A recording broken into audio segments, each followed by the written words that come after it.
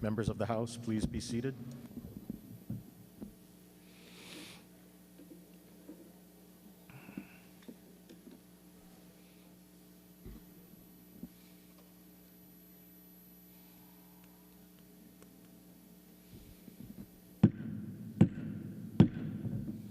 Will the House come to order, Mr. Clerk? Aloha and good morning. Today's invocation will be delivered by Representative David A. Tarnas. Will the members who wish to participate please rise? My friends, when I'm feeling overwhelmed by our responsibilities here as legislators, I always remember the words and music written by Queen Liliuokalani many years ago when she was imprisoned in a place not too far from here, just next door. Ke aloha a ke akua, the Queen's Prayer. I'll read it in English and then I'll play the verse. O Lord, thy loving mercy is high as the heavens. It tells us of thy truth and 'tis filled with holiness. Whilst humbly meditating within these walls imprisoned, thou art my light, my heaven, thy glory, my support. Oh, look not on their feelings or on the sins of men. Forgive with loving kindness, that we might be made pure. For thy grace, I beseech thee, bring us neath thy protection, and peace will be our portion now and forevermore.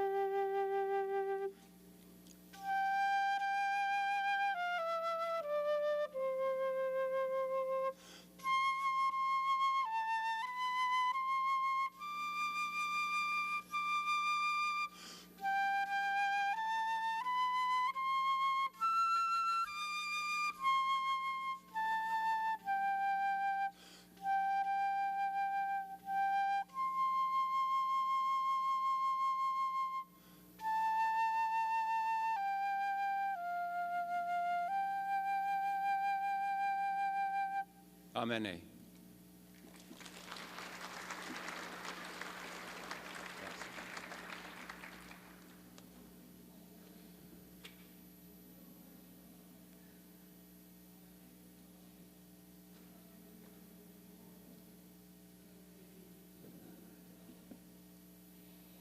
Thank you, Representative Tarnas. Mr. Clerk, please call the roll.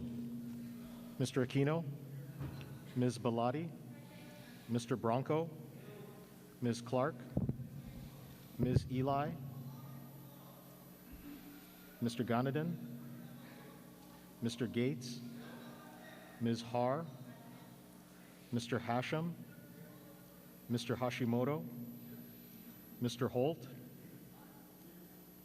Ms. Ichiyama, Mr. Iligan, Mr. Johansson, Ms. Capella, Ms. Kitagawa, Mr. Bertrand Kobayashi, Mr. Dale Kobayashi, Mr. Kong, Mr. Lopresti, Ms. Lowen, Ms. Luke, Ms. Martin, Mr. Matayoshi, Here.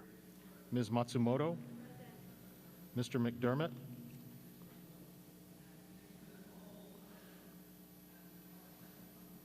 Excused.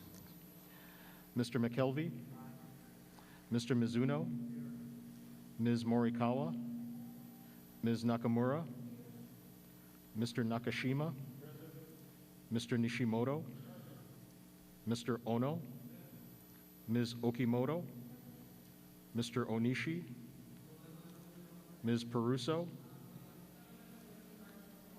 Mr. Quinlan, Here. Mr. Sayama, Mr. Takayama, Mr. Takumi, Mr. Tam, Mr. Tarnas, Mr. Todd, Mr. Tokioka, Mr. Ward, Ms. Wildberger, Mr. Woodson, Mr. Yamane, Mr. Yamashita, Mr. Speaker. Present. Mr. Speaker, 49 members are present, 1 is excused. Item 2, reading of the journal, Representative Morikawa. Mr. Speaker, may this matter be deferred. So ordered. Item 3, Mr. Clerk, are there any messages from the governor? Mr. Speaker, there are none. Item 4, Mr. Clerk, are there any Senate communications? Yes, Mr. Speaker, we are in receipt of communications transmitting the noted Senate bills, all having passed third reading in the Senate. All right, members will take the first reading vote. Representative Morikawa. Mr. Speaker, I move that the Senate bills laying on the clerk's desk pass first reading by title. Representative Matsumoto. Mr. Speaker, I second the motion. All those in favor say aye. All opposed say no. The motion is carried. Members, are there any introductions? Representative Nakashima. Mr. Speaker, it's with pleasure that I introduce 2 members of the Maunawakea working group who are in the gallery, Dr. Noinoi Wong Wilson and Mr. Shane Palakot Nelson. If you would please stand and be recognized by the House.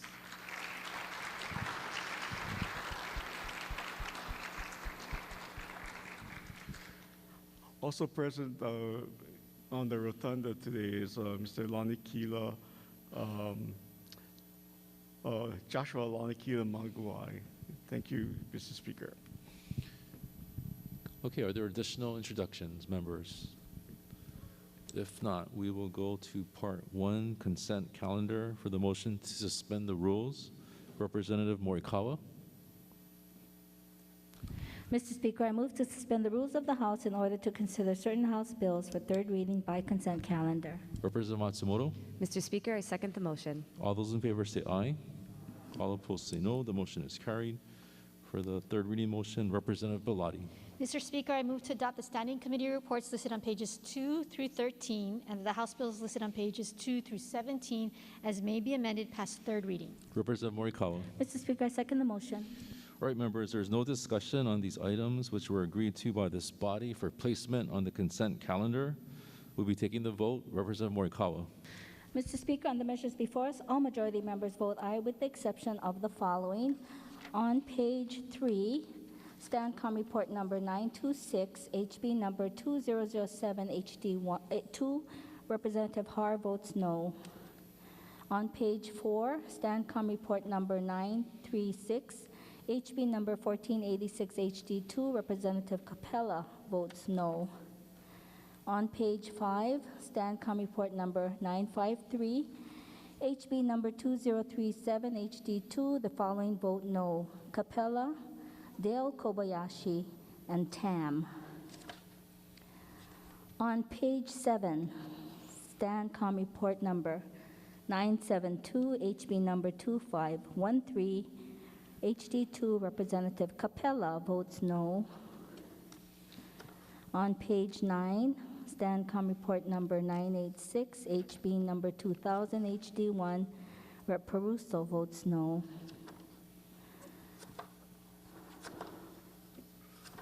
On page 13, STANCOM report number 1017, HB number 1448, HD2, following vote no. Capella, McKelvey. On page 15, STANCOM report number 778, HB number 1866, HD1, following vote no. Capella, Waldberger. On STANCOM report number 779, HB number 1456, HD1, Rep. Dale Kobayashi votes no. STANCOM report number 780, HB number 1469, HD1, the following vote no. Capella, Dale Kobayashi. That's it. Thank you. Okay, Representative Matsumoto. Thank you, Mr. Speaker. On the measures before us, all minority members vote aye. All right, for the Zoom members, are there any no votes? For the Zoom members? Okay, if not, members, have all votes been cast?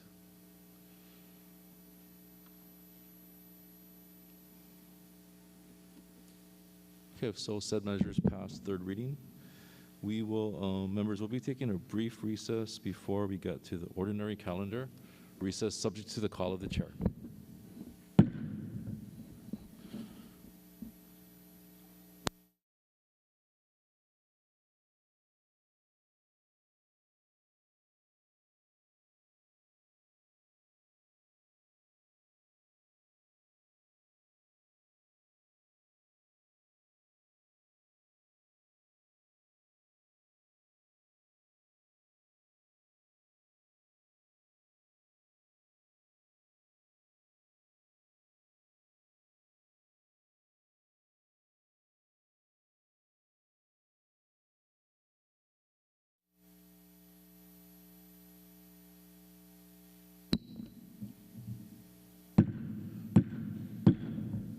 right, will the House come to order, members? Just as a reminder on the consent calendar, if you'll be inserting written comments in support of or in opposition to any of the measures, please do so by adjournment of today's floor session.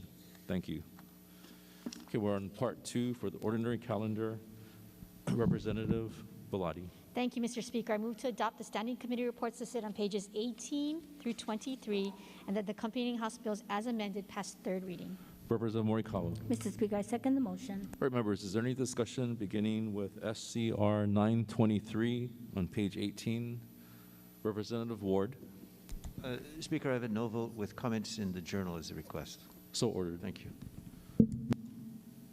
Okay, 924, 928, 928, 929, 930. Next page, or Speaker, Representative Ward. Speaker, I have a no vote for 928. It's not because it's not a good bill. I'm sorry, you're on 928? Yeah, 930, sorry. 930, please proceed. This is about Maui divers formed in 1958. This bill would knock them out, basically. They were formed as a very responsive entrepreneur, Cliff Slater, very conscientious citizen. And I'm afraid that if we don't grandfather these guys in, this is like knocking out Chanel or knocking out Bovatti or any of those really serious top-class designers. And Mr. Speaker, I don't think it's fair to Maui divers that's been around for 70 years or so that we suddenly should just zap them out. We have to protect our coral, but we also have to protect our businesses, and they hire dozens of people.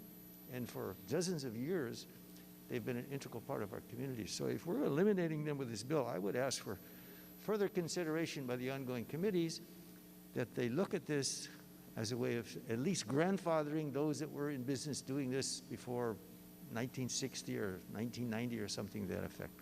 Thank you, Speaker. All right, is there further discussion on 930? If not, next page, 932. Mr. Speaker, Representative McKelvey. Representative Mr. Bronco. Speaker, on 930, we could go back Sure, on 930, in support. please proceed. To the comments from the representative from Hawaii Kai, this bill is not about stopping industry. There is an exemption in the bill.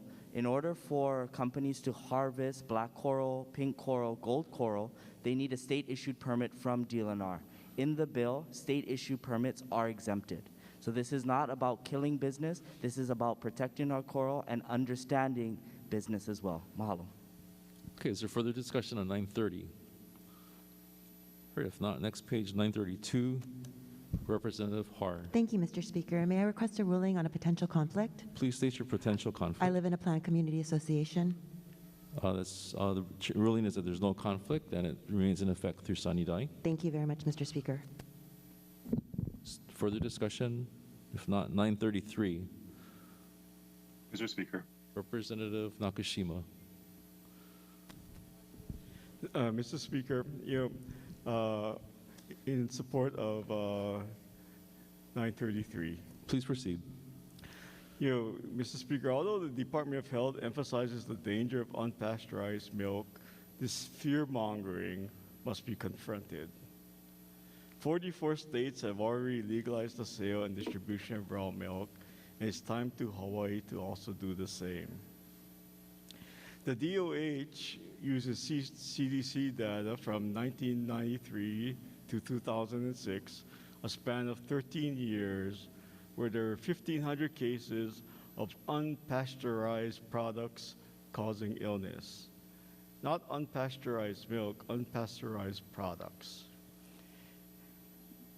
The milk, which equates to approximately 100, which equates to 115 cases per year, these incidents of illness must be placed in context and be examined from the relative risk, not single points of data.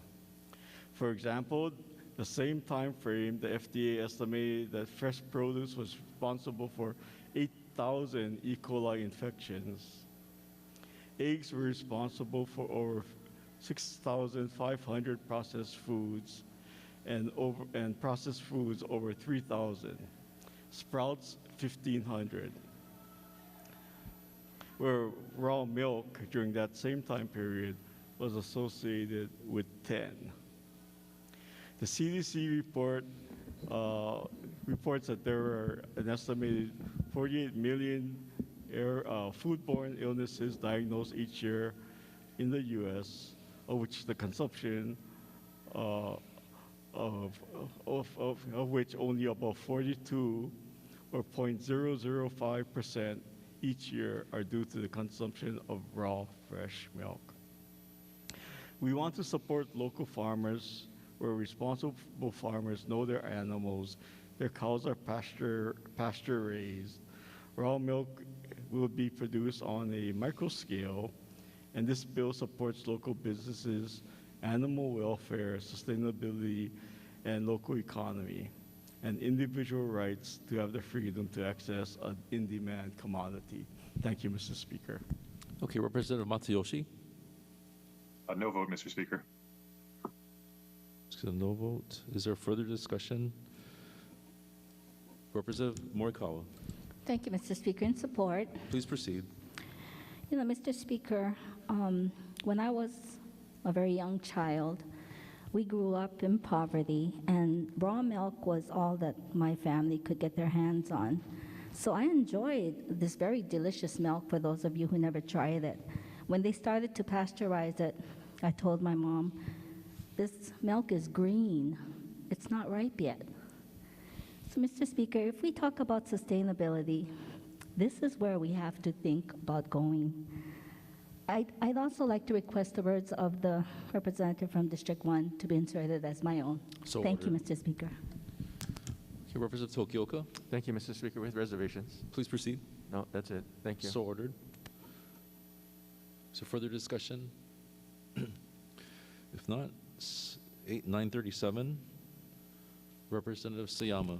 Mr. Speaker, in support. Please proceed. First, I'd like to thank the chairs from the Consumer Protections and Commerce Committee, as well as the Judiciary and Hawaiian Affairs Committee, for their help in passing and improving this measure.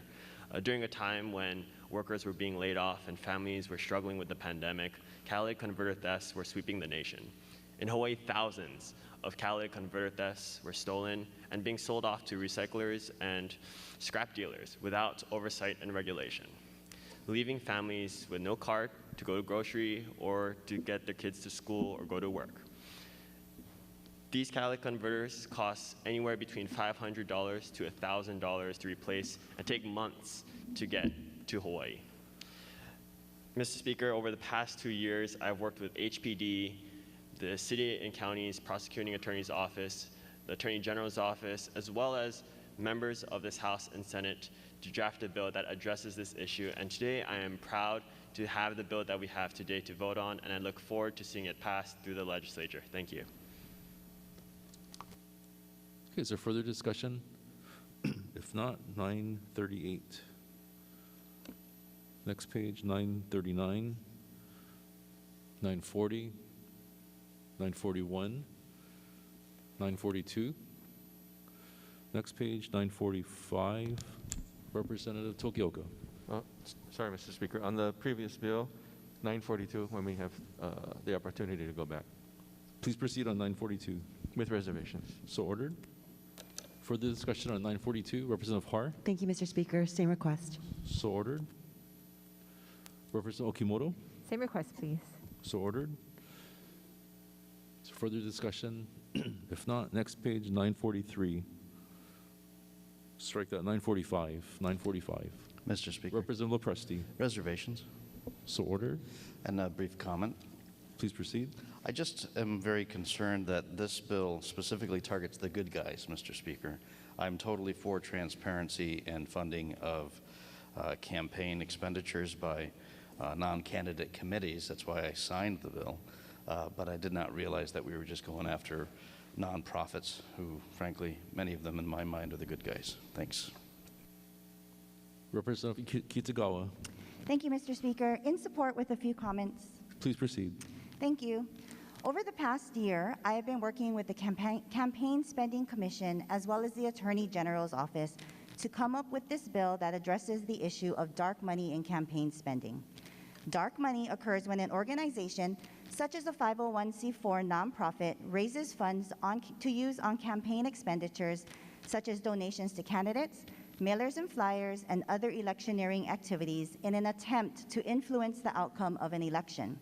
It is dark money because the organization is currently not required by law to disclose the identity of its donors.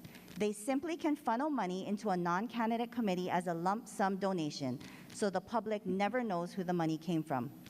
501c4 organizations are tax-exempt social welfare organizations. They must be operated exclusively to further the common good and general welfare of the community. Unlike 501c3 nonprofit organizations that cannot engage in political activities, 501c4 organizations can engage in some political and campaign-related activities as long as it is not their primary function. Arguably, this means that a 501c4 could use 49.99% of its funds to influence elections, while still maintaining its tax-exempt status and hiding their donors' involvement in political campaigning. Currently, the IRS does not use any of their funds to investigate these activities to ensure compliance. Therefore, 501c4s can engage in and spend unregulated amounts of money on political activity without consequence or oversight, conceivably well above the allowed 49.99%. This is happening not only at the national level, but also at the local level. To clarify some false narratives about this bill, I'd like to highlight a few points. This bill only applies to 501c4 organizations that meet the current requirements under law for non-candidate committees. If a 501c4 does not engage in campaign-related activities, this bill would not apply to them. Concerns were raised in testimony that this bill would create a chilling effect on individuals' participation in the political and democratic process, and that people may be discouraged or afraid to donate to organizations that engage in electioneering because their identities would be disclosed. However, this bill better protects community members who choose to donate to 501c4s. Under this bill, the donor must give consent to have their donation used towards elections or supporting candidates. This provides the donor with upfront information on what their donation will be used for. If a community member does not want their identity disclosed, they would choose to not have their donation be used towards election-related purposes. This protects the donor and uses their donation only for the purposes that they intend. Concerns were also raised that 501c4s are being singled out through this bill when other entities also engage in dark money. I agree that we should address all aspects of dark money and that it is in the best interest of the public to do so. The first draft of this bill cast a wide net and attempted to address all forms of dark money. However, in doing so, concerns arose since it is difficult to create a one-size-fits-all solution to addressing all avenues of dark money. This bill is a first step in the right direction. The public deserves to be informed of who is paying to influence elections. Just as maximum disclosure and transparency of currently regulated candidate contributions and expenditures are important, closing the loophole on dark money to ensure maximum transparency and disclosure only serves to achieve the same public good. We must not let the perfect be the enemy of the good. Through this bill, we are taking steps to ensure disclosure and transparency in elections and are moving the state in the right direction. Thank you, Mr. Speaker. Okay, is there further discussion? If not, 948. Mr. Speaker, Representative Lopresti. I'd like to change my vote to a no vote. I think quoting Voltaire on something like that just is a bit over the edge. Again, this is clearly targeting something like the Sierra Club, which has nationally thousands of people who donate a few bucks to them. And yeah, occasionally they might do a mailer against one of us, and it doesn't mean that we should then legislate against them. It's really disappointing because there is dark money in politics. There's severe dark money in politics from big moneyed interests that have far more effect on elections than a few 501c4s. So I'm going to change my vote after that speech to a no. Thanks. Is there further discussion? Representative Bellotti. Thank you, Mr. Speaker. In strong support, and may I have the words of the representative from Kaneohe adopted as if they were my own. So ordered. Okay, we're on 948, 949, 950. Representative Ward. Thank you, Speaker. I rise in strong opposition, Speaker. Please proceed. This bill relates to official school business. We could say official monkey business, Mr. Speaker. As I've said many times on this floor, there is a very, very, very strong correlation between parental involvement and student achievement. This bill throws a blanket of cold water on parental involvement. Basically, it's a Loudoun County bill where all this started, where the parents were objecting to curriculum, i.e. CRT. If any of you are aware of what took place yesterday, 1697, regarding teachers being forced to teach sexual practices using basically a graphic cartoon pornography. Mr. Speaker, maybe a lot on this floor are not listening, but the mama bears are listening, and they came out really in large numbers yesterday. So, Mr. Speaker, let us know that transparency in curriculum is going to be an issue if 1697 passed, and it's now in the Senate. And it's something that this bill says if you harass or impede or intervene with a government, quote, education worker, you can be fined $2,000 or put 1 year in jail. Can you imagine that, Mr. Speaker? That's shooting a fly with a shotgun. The point is that parents have a right to curriculum transparency, and right now we don't have that. Also, during the judiciary hearing, which I sit on in Hawaiian Affairs, we were promised that we would have a letter from the Attorney General that would explain their approval and how they, in effect, wrote the bill. We were also promised in the Judiciary Committee that Acting Superintendent Hayashi would give us a number of experiential, or, you know, the metrics, if you will, which I always ask for in committees. How much has this been a problem? And he said, well, so far we can only count 6 instances where the parents really interfered with an education worker. 6, Mr. Speaker. I mean, I can think of 6 times a policeman is spit on, but we don't categorize, if you spit on a policeman, you're going to get a $2,000 fine or a year in jail. So, Mr. Speaker, this is really an overkill. It's really something that says, you parents, we don't want you to become too involved in the PTA. We don't want you to object in the curriculum. We don't want you to say what is your values versus our, quote, the state values.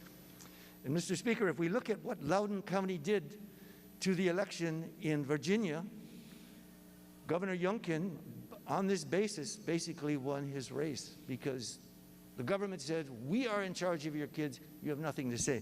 Mr. Speaker, this goes beyond, it's an overreach. And, Mr. Speaker, I therefore say the only way we can make fair this $2,000, the fine of $2,000 or 1 year in jail is to recommit this bill to committee to work on it, to make those penalties fit what otherwise is the charge. Mr. Speaker, I therefore move to recommit this bill. All right, is there a second?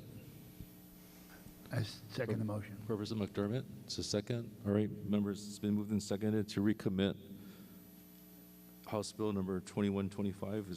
Is there any discussion on the recommittal? Representative Ward. Mr. Speaker, right now we know that we have to protect. We love our teachers. This is not anti-teachers. But we also love people getting involved in their government. You know, a lot of us get harassed.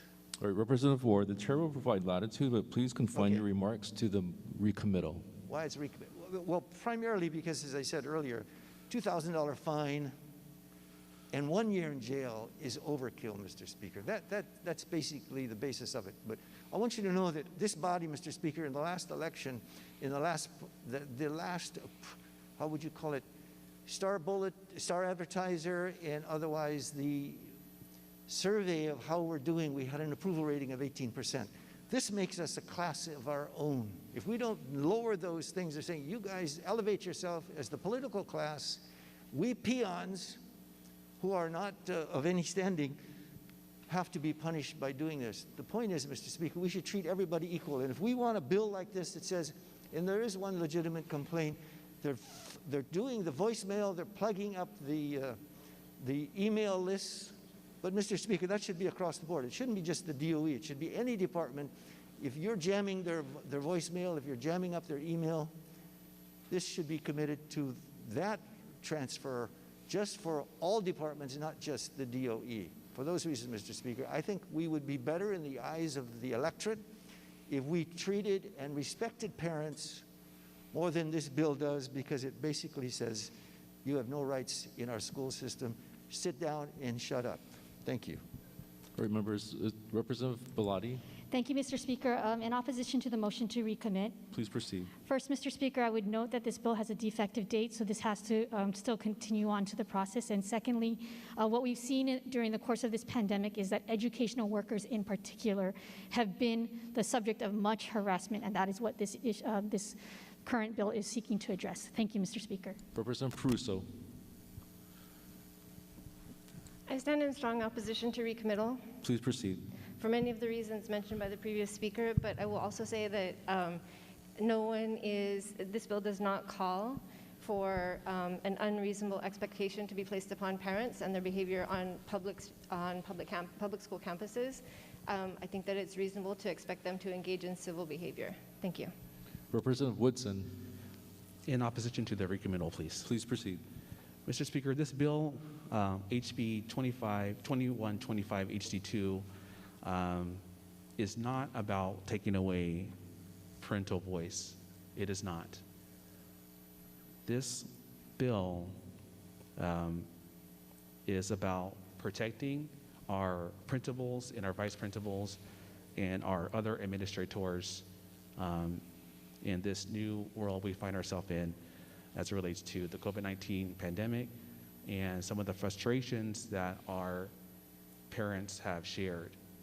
And so, of course, it's common sense that the Department of Education, within their constructs, they have systems and subsystems in place that not only encourage parental involvement, they actually facilitate parental involvement.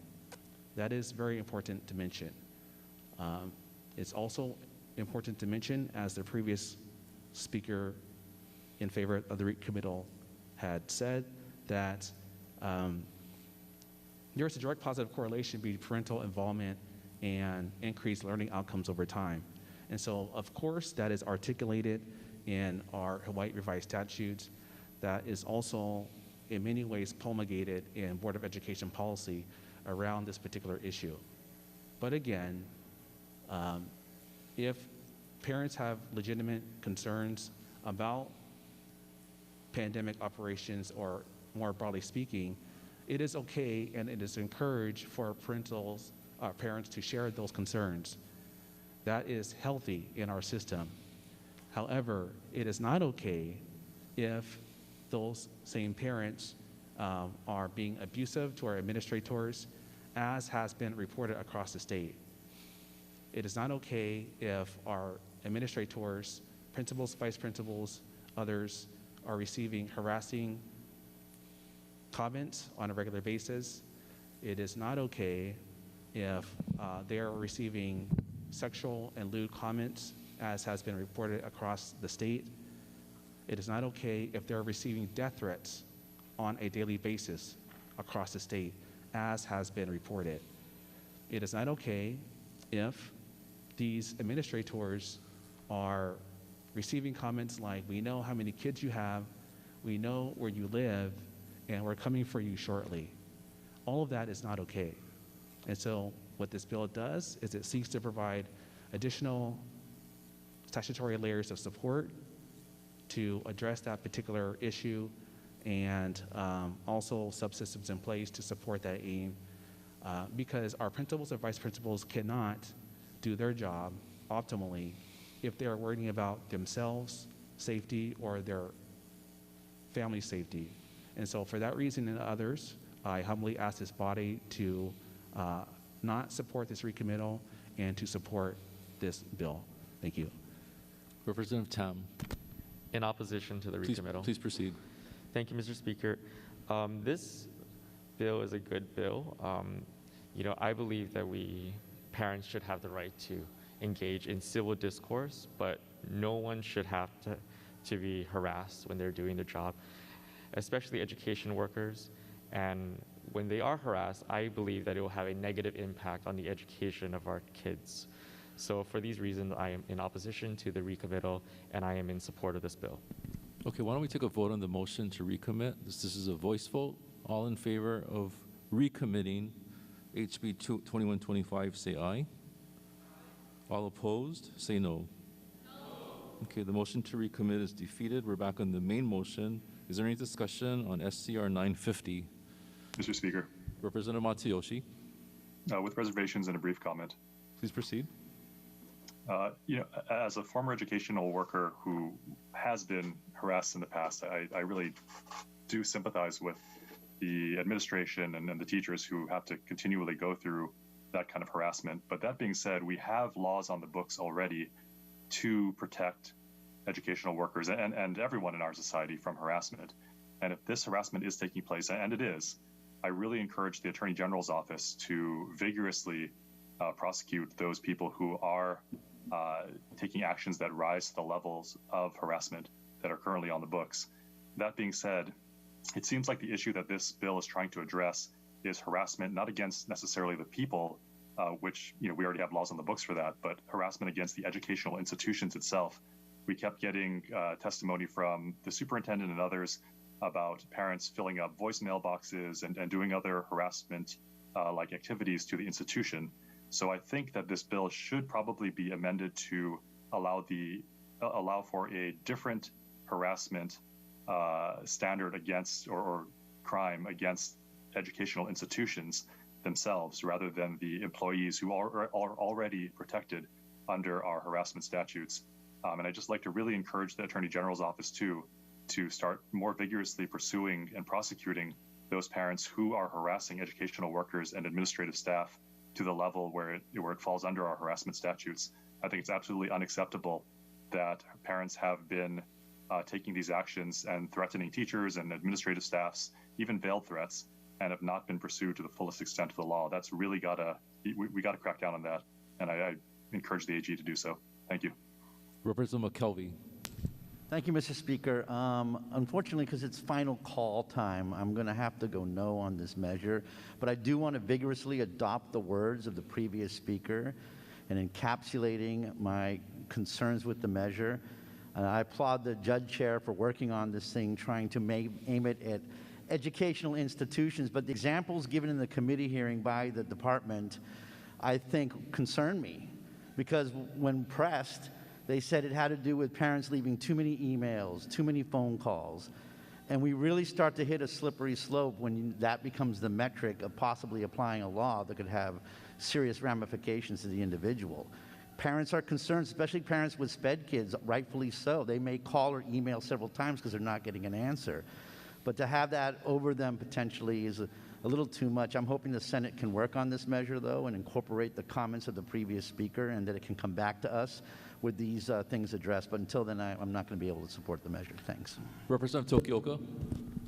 Thank you, Mr. Speaker.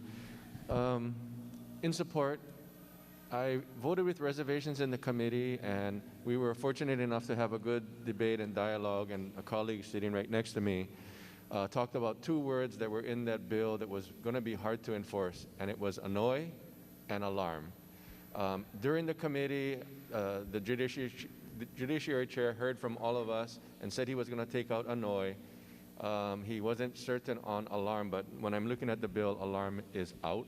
So I support the bill now because it's a lot easier to enforce. So thank you for that opportunity, and thank the Judiciary Chair and the members for the dialogue during committee.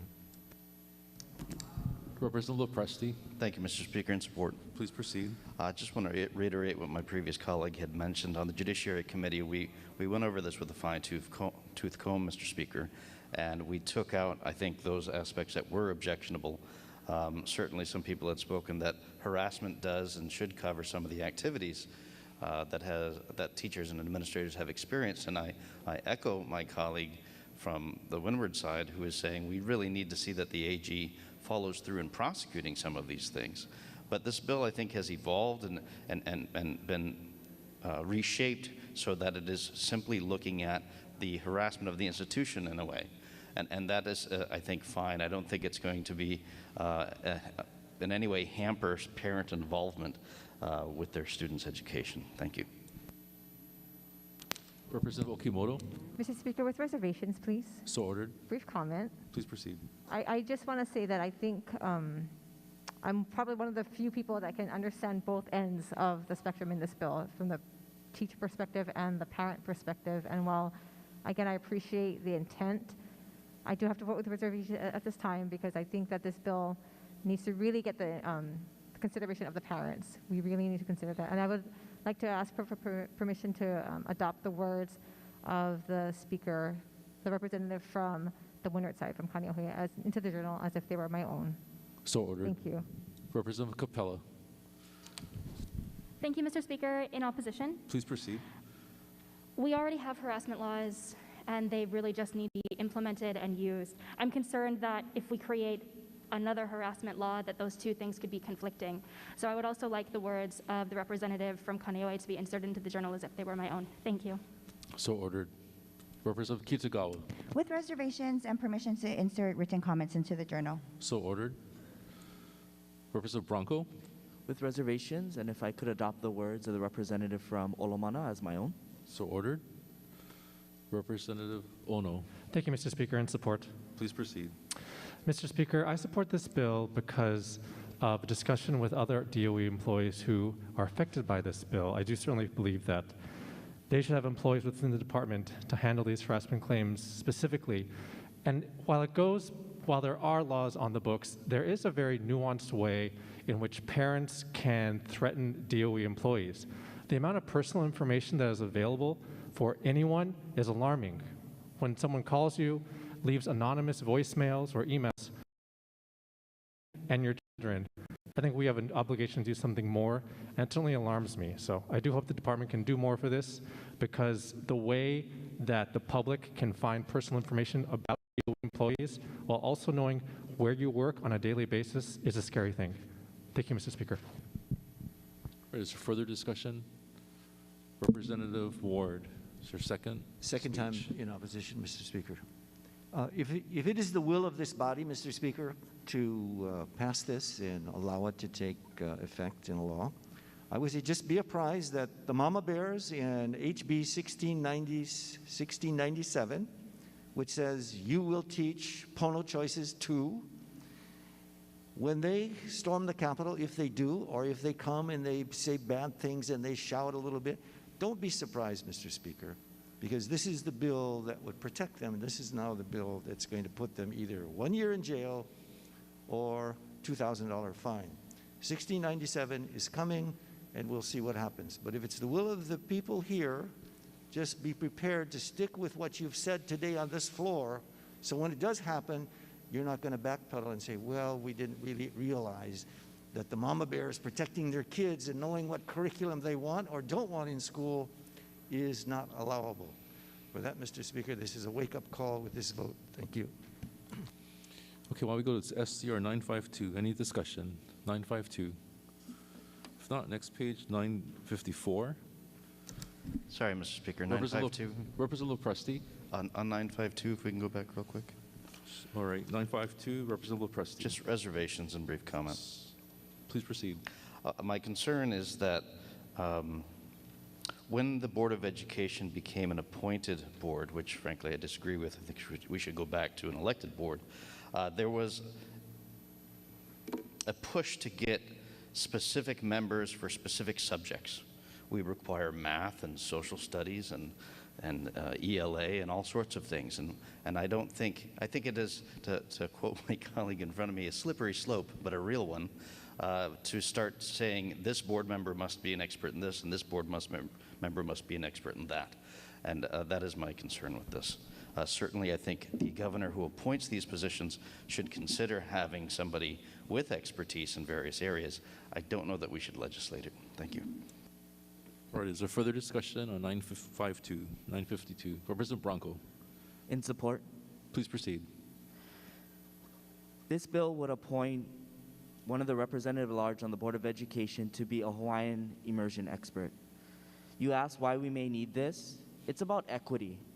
We are a state that has two languages, English and Olelo Hawaii, and unfortunately, our Olelo Hawaii community has gotten the short end of the stick. And so this is to make sure that our Hawaiian speakers, our kumu, our Hawaiian immersion schools, have the proper voice and the proper advocacy at the forefront of education policy making. I can share with you a story, my own personal story. My great-grandfather would go to school and get beaten for speaking Hawaiian. He would then go home and he would also get lickings for speaking English.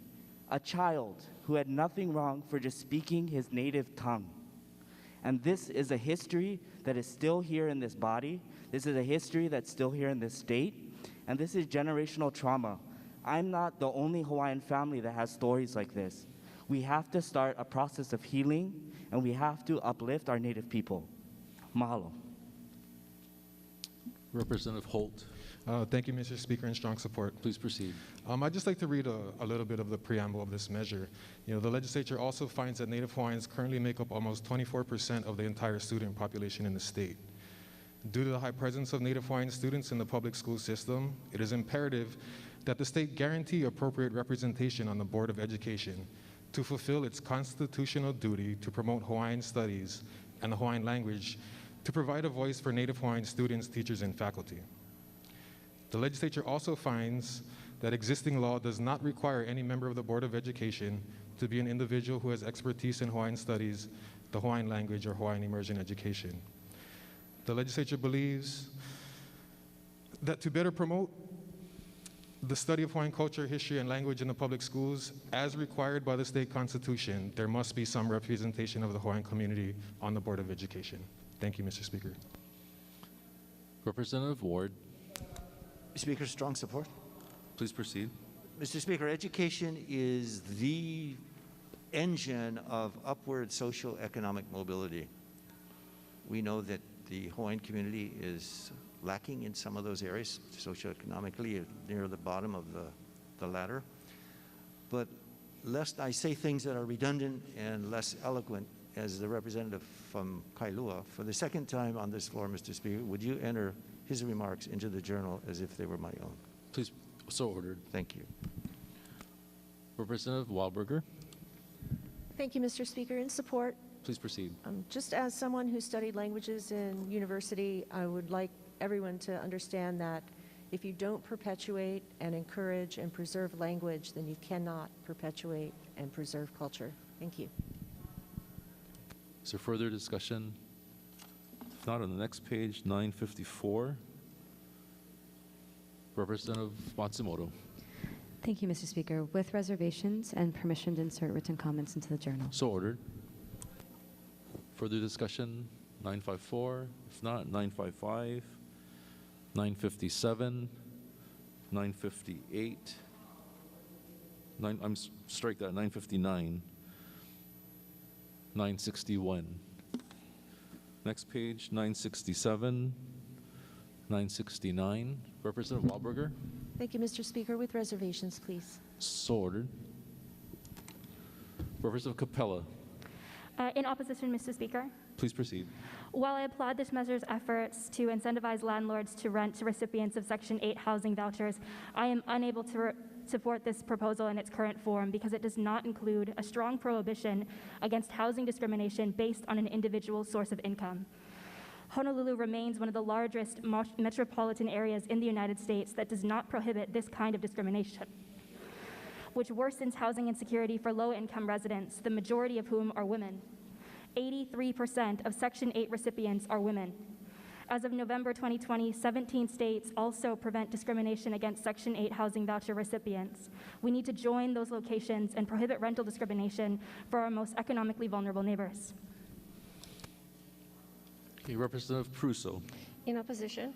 Please proceed. And I'd like to enter the words of the representative from Kona as if they were my own. So Use the ordered. journal as if they were own. So further discussion. Representative Nakamura. In strong support, Mr. Speaker. Please proceed. Yes. There's a lot of problems with the Section 8 program, which is why a lot of landlords don't participate in it. Section 8 is an incredible federal resource that gives money to the to the tenants directly, and they only pay 30% of their income on housing, and the federal government picks up that balance.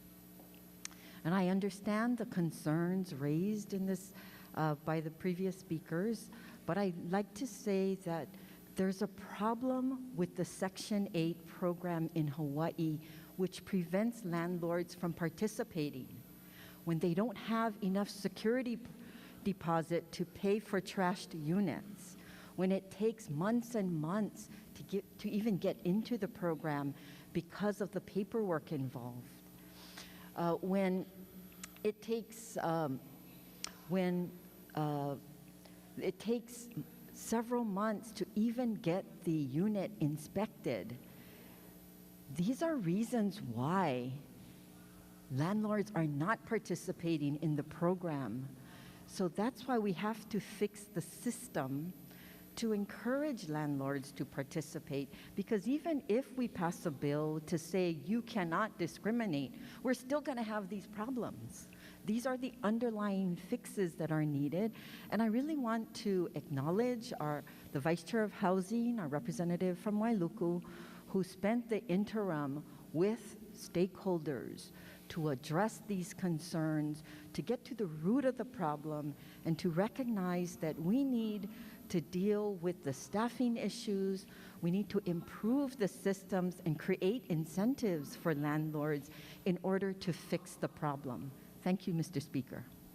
And I was in support. Okay, so order noted. Representative Ward. Thank you, Mr. Speaker. In support. Please proceed. Mr. Speaker, what's missing in this whole debate is one factor that I will cite Senator Inouye for being the progenitor and the genius behind it, and with Peter Savio's suggestion. Little known to very many people is the fact that Section 8 can actually be rent to own. There's actually an ownership provision. And as we bemoan the lack of housing in Hawaii, I've never seen one instance where you can actually be Section 8 and become a homeowner. Mr. Speaker, that needs to be somewhere built into our housing policies, and it's not, and I don't see it in this bill. But that is a key issue, and Senator Inouye did it out of a discussion between housing experts, particularly Peter Savio, and how we can leverage the poor to be homeowners, and when you're a homeowner, you got a stake in the American dream. Thank you, Speaker. Representative McKelvey. Thank you, Mr. Speaker. In support. Please proceed. Would like to add the words of the Chair of Housing into the record as if they were my own. So ordered. And, you know, she's absolutely correct. Until this problem can be fixed and modernized at the federal level, what she is doing will go a long way towards getting landlords to accept Section 8 clients and providing more housing opportunity in our very tight affordable housing rental market right now. So again, thank you, in support. Okay, is there further discussion? If not, 970. 971. Any discussion? Okay, if not, we'll be taking the vote. For the floor vote, Representative Morikawa. Thank you, Mr. Speaker. On the measures before us, all majority members vote aye with the exception of the following. On page 19, STANCOM report number 933, HB number 2028 HD2, the following vote no. Har, Kong, Martin, Onishi, Peruso, Sayama, Tam, Tarnas. On STANCOM report number 938, HB number 2084 HD3, McKelvey votes no. On page 20, STANCOM report number 941, HB number 2034 HD2, the following vote no. Har, Capella, Tokioka. STANCOM report number 942, HB number 2042 HD2, Rep. Dale Kobayashi votes no. On page 21, STANCOM report number 945, HB number 2416 HD2, Rep. Dale Kobayashi and Lopresti vote no. STANCOM report number 950, HB number 2125 HD2, the following vote no. Capella, Dale Kobayashi. Kong, McKelvey. Stancom report number 952, HB number 1986, HD2, McKelvey votes no. On page 22, Stancom report number 954, HB number 1823, HD2, the following vote no. Eli, Har, Kitagawa, Kong, McKelvey, Tokioka. On page 23, Stancom report number 969, HB number 1752, the following vote no. Capella and Peruso. Thank you. Representative Matsumoto. Thank you, Mr. Speaker. On the measures before us, all minority members vote aye, with the exception of the following. On page 18, SCR 923, HB 2405, HD2, Representatives McDermott and Ward vote no. On SCR 928, HB 1411, HD2, Representative McDermott votes no. SCR 929, HB 1642, HD2, Representative McDermott votes no. SCR 930, HB 1988, HD2, Representative Ward votes no. On page 19, SCR 933, HB 2028, HD2, Representative Okimoto votes no. On page 21, SCR 950, HB 2125, HD2, Representative Matsumoto, McDermott, and Ward vote no. On page 22, SCR 954, HB 1823, HD2, Representatives McDermott, Okimoto, and Ward vote no. On SCR 959, HB 1413, HD2, Representative McDermott votes no. On SCR 961, HB 2329, HD2, Representative Okimoto votes no. Okay, we'll take the Zoom votes first on chair notes on SCR number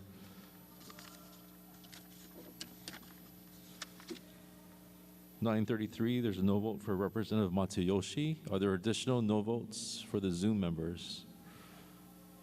Are there additional votes? If not, members, have all votes been cast? Representative McKelvey? Thank you so much. There's been a mistake in my green slip, Mr. Speaker. I actually support 95222. The no vote, sadly, was for 942-22.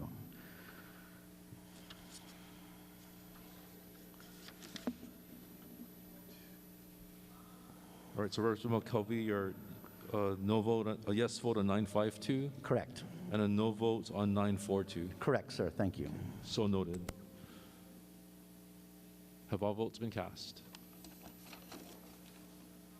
Okay, if so said measures past third reading, members, can we take a brief 5-minute recess? Recess subject to the call of the chair.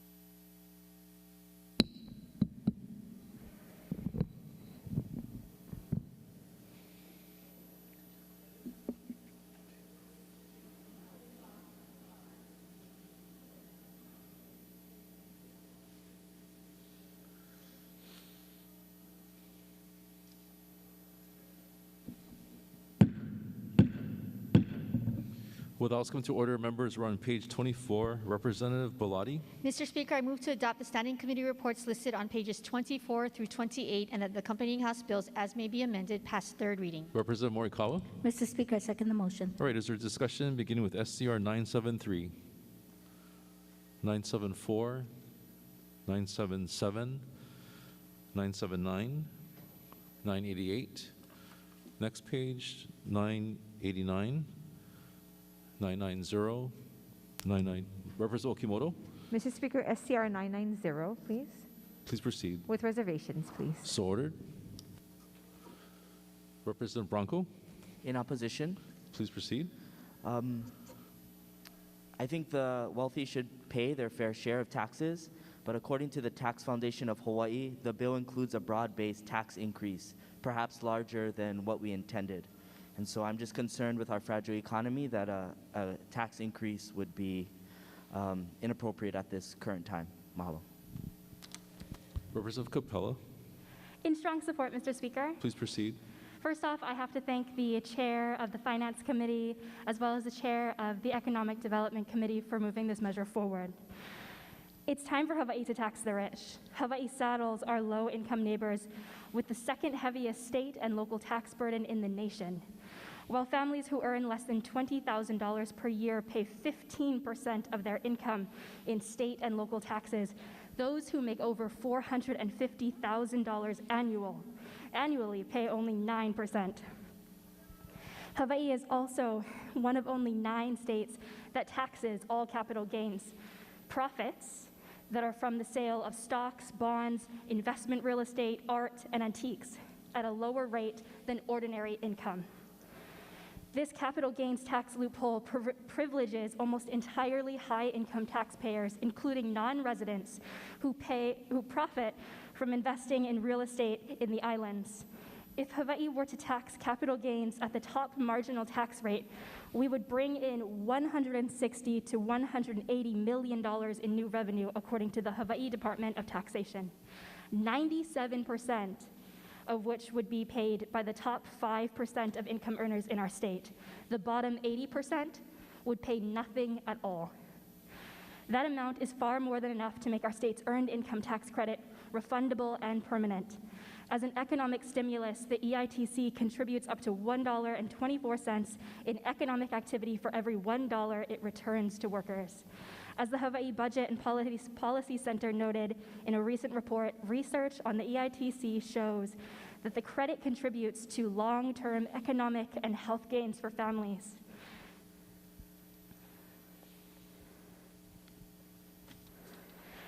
And people of color who are much more likely to earn low wages in Hawaii due to systemic racism.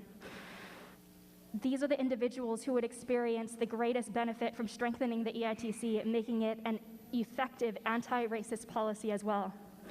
The benefits of strengthening the EITC are clear in the islands, especially given our skyrocketing cost of living and housing crisis, both of which have worsened during the COVID-19 pandemic.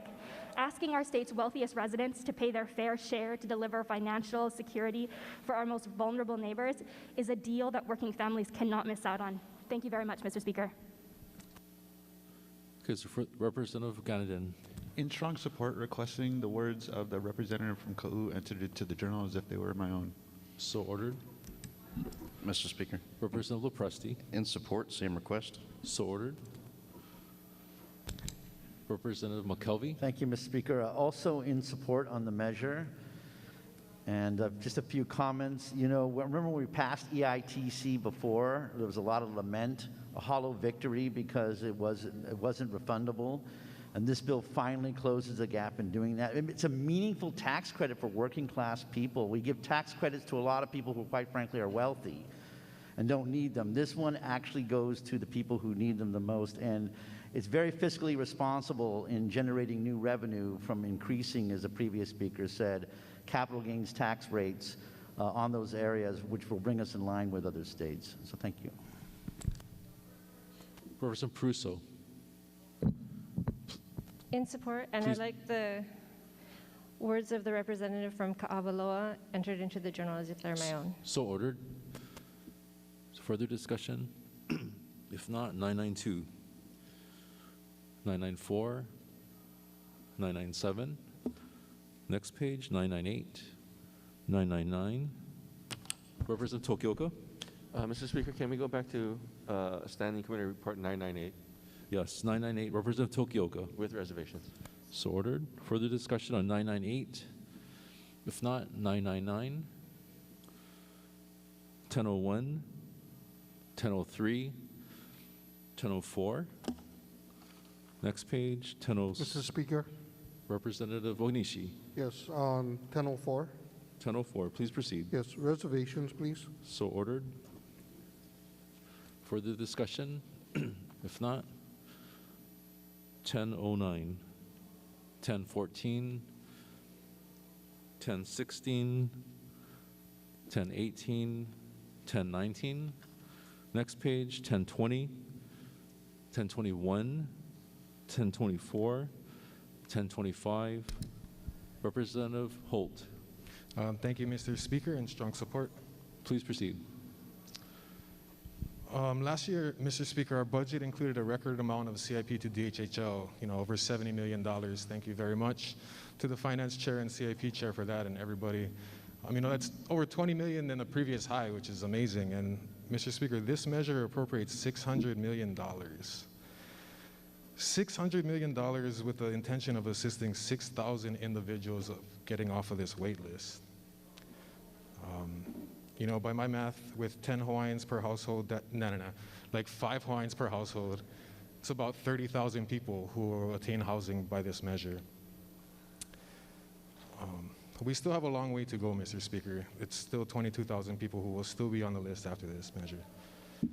I've always been a strong advocate for Hawaiian issues, but I think as the kids say, this one hits a little bit different. In the fall of last year, I had the privilege of attending the 100th anniversary of the signing of the Hawaiian Homes Commission Act in Washington, D.C. It was only my second time in D.C., as it's not really my favorite place. It's cold, it's far, the food is different. But, the reason for being there and the company that I had made it well worth it. We were able to take a tour of the Capitol, provide ho'okupu at the Kamehameha statue, visit the Library of Congress, where we met Deb Haaland, the first Native American to serve as a cabinet secretary, where she addressed all of us who were there. We were able to view the original documents of the Hawaiian Homes Commission Act. They brought it out so we could take a look at it. We had a good number of participants, including the Council of Native Hawaiian Advancement, Kamehameha Schools, the Association of Hawaiian Civic Clubs, Haleonali o Hawaii, Native Hawaiian Education Council, Papa'ololokahi, OHA, DHHL, and other organizations. We had about 40, 50 of us, which is a good-sized delegation, but in what's going on in all of DC, we're just a small part. And to think that 100 years ago, Prince Kuhio was all by himself, one individual, all by himself, 100 years ago. Thank you to all of you who helped play a part in this role. Like I said, we have a long way to go. But Mr. Speaker, I'm very proud to stand here on this floor, taking this step forward to help make an impact and remove people off this list. So, may I please have permission to insert further written comments? So ordered. Representative Wildberger. Thank you, Mr. Speaker. In support of STANCOM 1025, and when you get a chance, can we go back to 1024, please? Okay, why don't you proceed with 1025? Did you have any remarks on 1025? Okay, why don't we finish 1025 first? Is there further discussion on 1025? Representative Martin. I rise in strong support, and I wanted to express my appreciation to House leadership for putting so much money rather than just words on this important issue. Thank you. Representative Nakamura. Thank you very much. Speaker, in strong support. Please proceed. This bill will help build housing for Native Hawaiians who are disproportionately homeless, disproportionately living in overcrowded living conditions, and who are have been waiting on the DHHL waiting list for years. So I'd like to ask that the words of the speaker from Kalihi be included as my own. Thank you. Representative Ward, Thank you, Speaker. Strong support. please proceed. Speaker, I hope this is the beginning of a wonderful relationship. I want to thank the Chair of Finance and the creative ideas that she has put forward in this. I'd like to request the words of the Hawaiian Caucus Chair be entered into my own. So ordered. And to know, Mr. Speaker, this is probably going to build probably at 500,000, maybe 1,200 homes. I would think if we convene and do the same thing next year and the year after, then the wish of Prince Kohil will have been fulfilled, that there will be Hawaiians returned to the land, there will be justice, and for those that have waited so long, hopefully they will come with open capital and thank everybody for what they're doing. This is a great beginning. We just have to follow through. Thank you. Is there further discussion? Representative Bronco, In support. please proceed. When I look at the amount of money here, 600 million, it's more than just a dollar sign. For us Hawaiians, this is a fulfillment of dreams. Dreams of our ancestors wanting to own their own home or having their own home in their own native land. And so I thank the body for working on this. This is a great step forward, but this doesn't mean we're POW. We have a lot of work still to do. We also need to couple this with land in the urban cores across the islands. And so I look forward to continuing the work on housing Native Hawaiians. Mahalo. Okay, is there further discussion on 1025? If not, we'll go back to 1020. Mr. Speaker? Representative Ichiyama, Thank you, Mr. Speaker. I rise in support with a brief comment. please proceed. A few weeks ago, a constituent called me. She lives in Maunawakea Valley. Her name is Ka'imo, and she wanted to share with me her support of this bill and asked that I support it because her father was Dickie Nelson, and he recently passed away in Kona, and he was one of the beneficiaries who died on the waiting list. And she asked that I share his name in his memory and her support for this bill. Thank you, Mr. Speaker. Is there further discussion on 1025? If not, we'll go back to 1024. Representative Wahlberger, Thank you, Mr. Speaker. In opposition. please proceed. Thanks. I just want to share a story about a development project in Maui that a developer cleverly chopped up their 30-acre parcel into 15 acres so that they could get away with not having the robust examination of the Land Use Committee. And with the exasperated testimony of the Land Use Committee, frankly, I'm surprised to see this measure going forward. They're a pragmatic organization. They know that we pass stuff that might not be great for our communities. And so they offered amendments, but this is just developers coming to the legislature and getting the rules changed so that they don't have to abide by the oversight. And sometimes the Land Use Committee is the last stop to protecting our community plans and the development that we would like to see instead of the luxury development that builders want to build but are not necessarily serving our communities. So thank you in opposition, Mr. Speaker. Representative Lopresti, Reservations. so ordered. Mr. Speaker. Representative Hashimoto, Thank you, Mr. Speaker. Strong support. please proceed. First off, I would like to thank all of the committees that heard this bill, including Waterland Committee, Finance Committee. I think this is a true work in progress, and it is something that we've been working very hard on through the interim. And I think we finally, through the Finance Committee, came to some type of agreement with the State Land Use Commission that is somewhat something that both the counties and the State Land Use Commission can agree with. And I think in the previous version, up to 50 acres would be delegated to the county. And I think that gave some type of heartache to the Land Use Commission, but I think we came up with some proposal that made it palatable to both.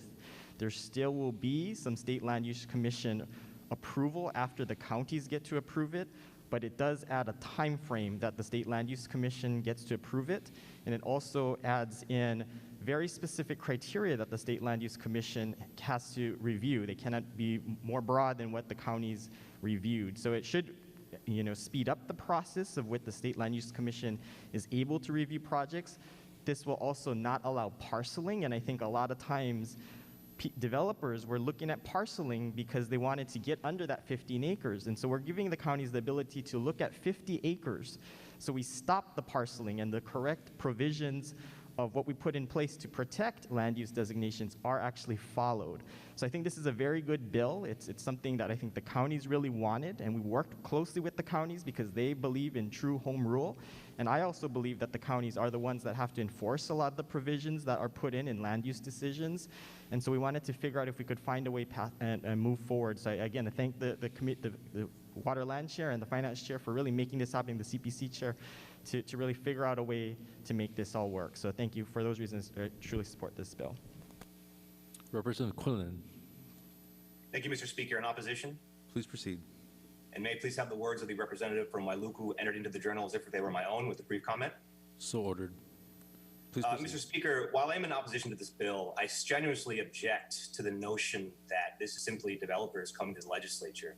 You know, it strikes me at this time, the eyes of the state are upon us. The eyes of the public are upon us.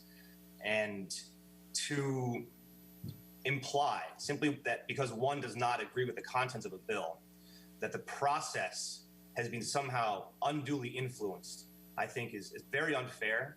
And I don't think that that's what this body needs at this time. Thank you. All right, is there further discussion?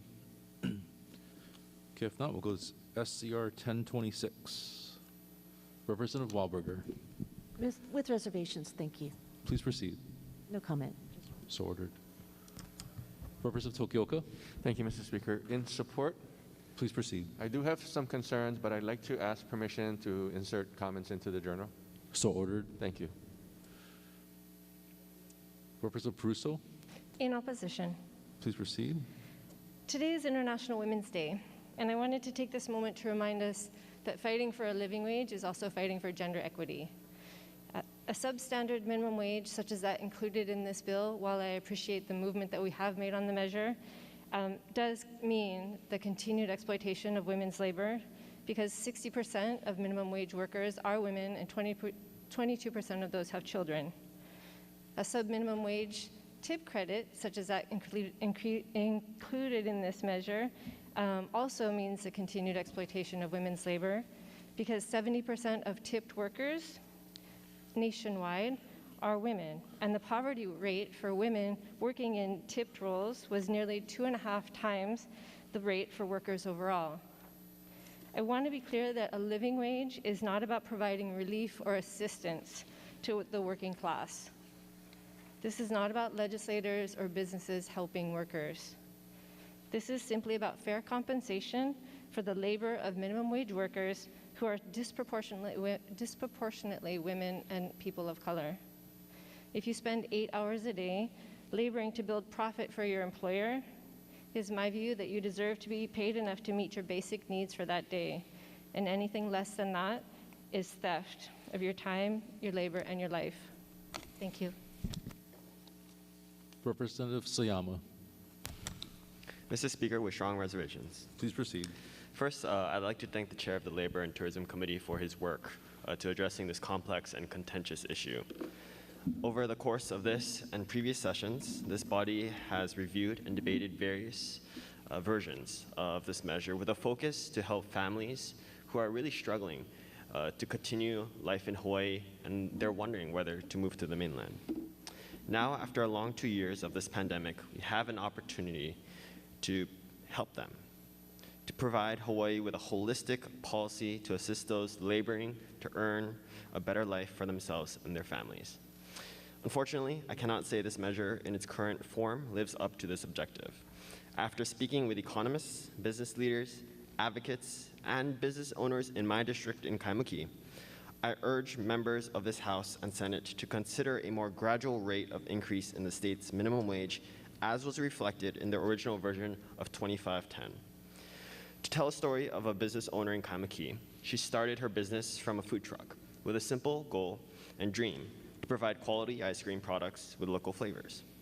After a year of hard work, she opened a store in Kaimuki, employing 15 staff, with the lowest paid worker being a high school student making $12 an hour, with an additional $7 an hour in tip. When the pandemic hit and faced with new financial challenges, she, like many other business owners in my district, made the difficult decision to cut her own salary to keep her staff. During these 2 years, she made no money from her business, drawing from her reserves to make ends meet and keep her business afloat and employees employed. Like her, many businesses in my district have sacrificed to help the community, to keep people employed during an economic and health crisis. I cannot speak on behalf of all small businesses in Hawaii, but for the businesses in Kaimuki, I can say for certainty that a $13 jump by 2023 will mean cutting jobs, it would mean price increases, it would mean that this inflation that we are currently experiencing now would be exacerbated.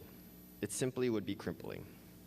I know this House and Senate wants to ensure working families can earn a quality life, but this measure does not accomplish that. And so I urge this body, as well as the Senate, to further consider amendments to this measure as it passes through this legislative session. Thank you. Representative Capella. Thank you, Mr. Speaker. I rise in opposition. Please proceed.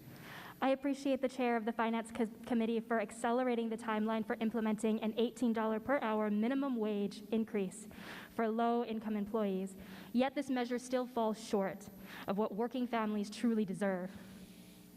The Raise Up Hawaii Coalition recently released a profile of the average minimum wage worker in Hawaii. Oftentimes we think this worker is a high school student or a teenager. That is incorrect. The worker is likely to be female, between the ages of 25 and 39. She possesses some college experience and often works in the service industry. When we hear comments from the business community about the minimum wage being a training wage, we know that it's a lie. Similarly, we have data to prove that raising the minimum wage will not have a significant impact on small businesses. During the last round of minimum wage increases from 2014 to 2018, the number of people employed by small businesses grew by 3%, and the total number of small businesses grew by 8%. When we hear people from the business community or from the restaurant industry say that creating a living wage will lead to job losses, we know that too is a lie. I continue to oppose increasing the tip credit, as this bill does. We need to stop using the phrase tip credit. What we really are talking about is a tip penalty, where tipped employees are paid less simply because they have the kind of job that they perform and they get tips. Studies have shown that the tip penalty significantly worsens sexual harassment and sexual violence in the service industry, which is dominated by female employees. They are reluctant to support or to report misconduct from customers who sexually harass them because those are the same people who pay the tips that they rely on to pay their bills. The heartlessness of those who oppose a living wage was on full display at the very first hearing for this bill, at which the president of the Retail Merchants of Hawaii, Tina Yamaki, said, "The minimum wage worker doesn't deserve a raise because, in her words, they don't know how to brush their teeth or take a bath without training from their employers. That is classist, that is racist, and that is wrong." We still have time to do better, and that is why I urge this body once again to hear and pass Senate Bill 2018, which raises the minimum wage to $18 an hour by 2026 without increasing the tip credit. That is the kind of economic justice that working families deserve. Thank you, Mr. Speaker. Representative Matsumoto. Thank you, Mr. Speaker. I rise in opposition to this measure. Please proceed. I'll start with what I agree with. I agree with our family, that our families are hurting in Hawaii. People are living paycheck to paycheck, and they're leaving our state because they cannot afford to live here. We need to change that. People are struggling, and they need help. What I don't agree with is the how. When we were considering a minimum wage increase to $13 in 2020, I was willing to support the bill. Then COVID hit, and before we shut down the legislature, I gave a speech on this floor stating I agreed with the increase, but now is probably not the time. Here we are today, considering a much greater increase, a 78% increase to the minimum wage, when the economic climate is much worse. We are putting almost all of our hope in raising the minimum wage when there are so many other ways to achieve the same goal. and it's something that I have been focused on for the last few years. It's why I've introduced bills to help local families, like a bill to lower the income tax. A third of our paycheck is taken away from taxes. Collectively, we have some of the highest taxes in the nation. Imagine the impact that we could make if we gave people more of their hard-earned money back so they can spend it the way that they feel is best for them. For years, I've introduced a bill to eliminate tax on necessities like food and medical services. This would immediately help people in their everyday lives, and it's a measure that almost all of the other states have enacted in our country. I've also introduced bills for those with children, opportunities for assistance with childcare, and these are the things we need to focus on more, not just a dramatic increase in the minimum wage. Raising our minimum wage is not going to ultimately help the people of Hawaii in the long run. Over the last 2 years, our island small businesses have weathered storm after storm. They've had to deal with government-imposed restrictions that were put there for the intended health and safety of our population, but there was constant uncertainty. They were forced to close, and then they were allowed to reopen, and then they got closed again, and then reopened, and it was back and forth. And with mounting pressure from stifling mandates to supply chain crises, hundreds of businesses, ranging from startups to family legacies, were given no choice but to close their doors. And for those who remain, the challenges are far from over. Just a few days ago, the vaccination passport requirement was lifted. We are not well into an economic recovery. We're still in the midst of really difficult times. I think so often we think we're just going to raise the minimum wage and it's not going to affect some corporate employer. And in so many cases, it's not just a faceless employer. It's people like my mother.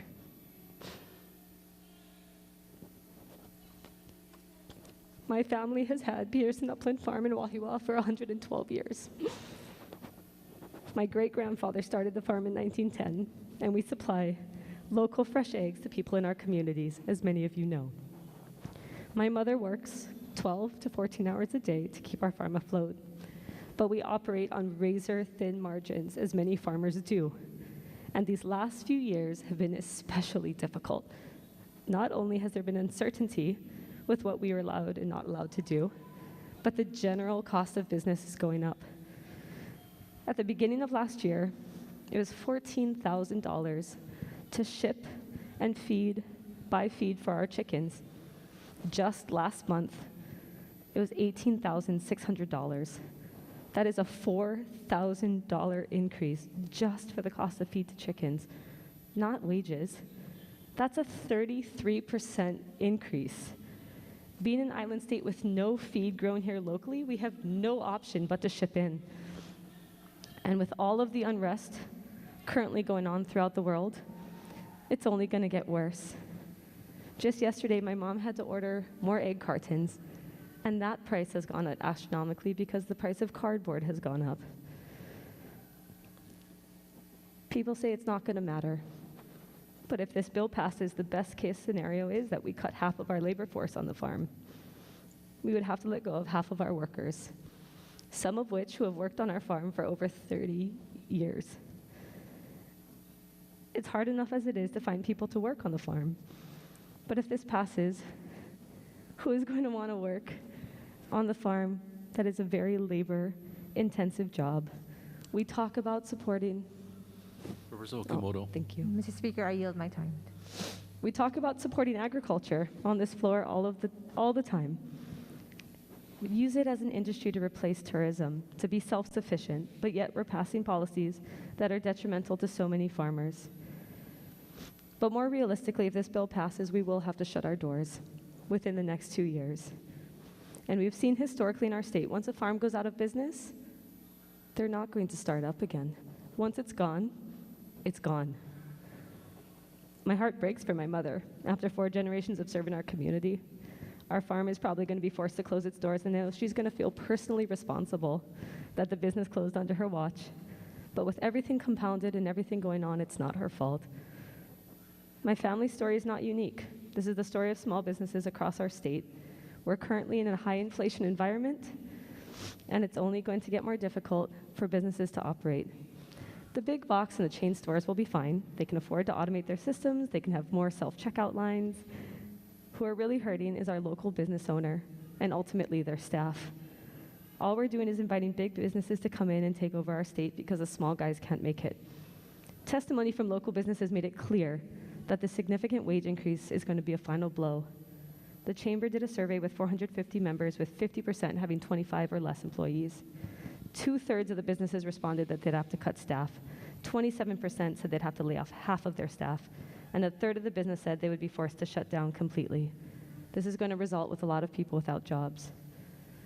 So with all of the uncertainty of the pandemic, with all of the unrest going on around the world, and still being in a very difficult economic climate, this is not the time to be significantly raising the minimum wage.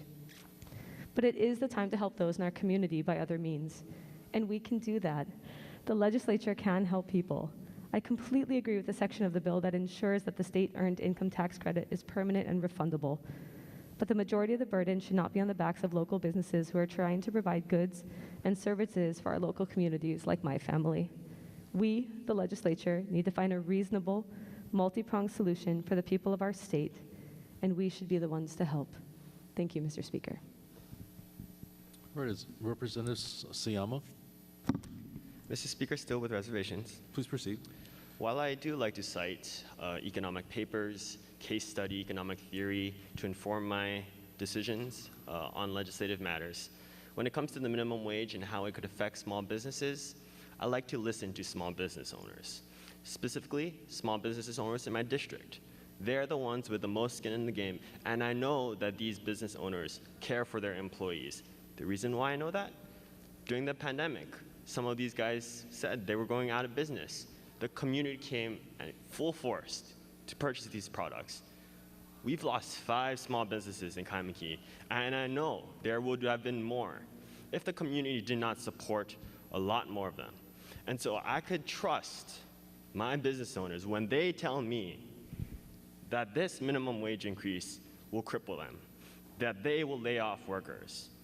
I don't turn to economic theories. I don't turn to case studies. I listen to my constituents. I listen to my business owners, and I trust them when they tell me that this policy would hurt them. Thank you, Mr. Speaker. Representative Tarnas. Thank you, Speaker. Please note my reservations on this measure. So ordered.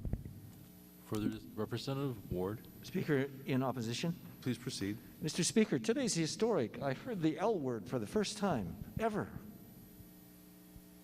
The L word are the lies that those who are opposed to this have supposedly done. First, the lie that this is not a training wage. The lie is, in effect, it is a training wage, and it's not a living wage. How you name something is how you treat it. That's why we are against profiling and other kinds of discriminatory terms. When you call somebody something, you treat them in such a way. If this is a living wage, we've got a mistaken idea of what is macro and microeconomics, or what capitalism is.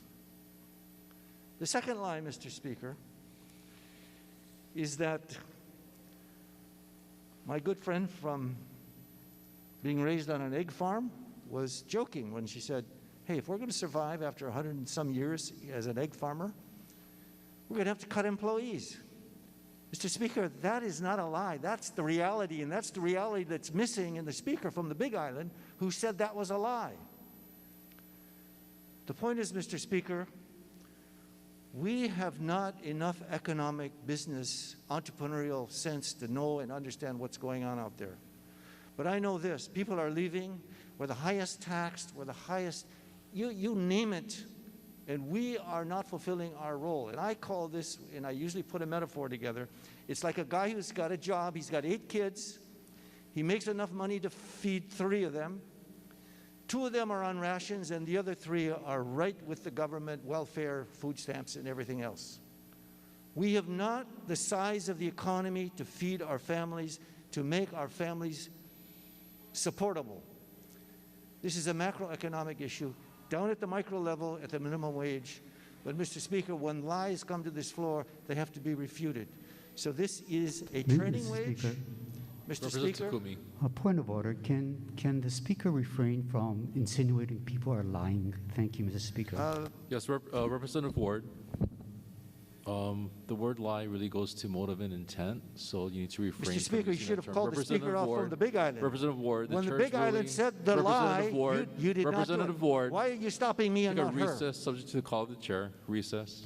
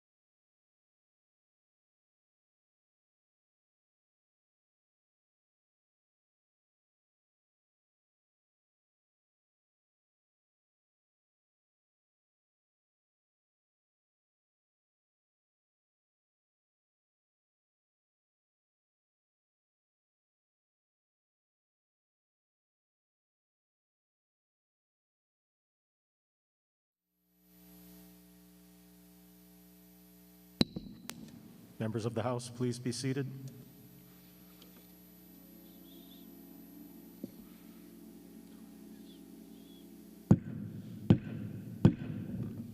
All right, members, we're back on STR 1026. Please note that the chair will find a synonym for the word lie for the record. So can we proceed with the floor debate? Is there any discussion on 1026? Representative Okimoto. Mr. Speaker, with reservations, please. So ordered. Further discussion? If not, we'll be taking the vote. So for the floor vote, Representative Morikawa.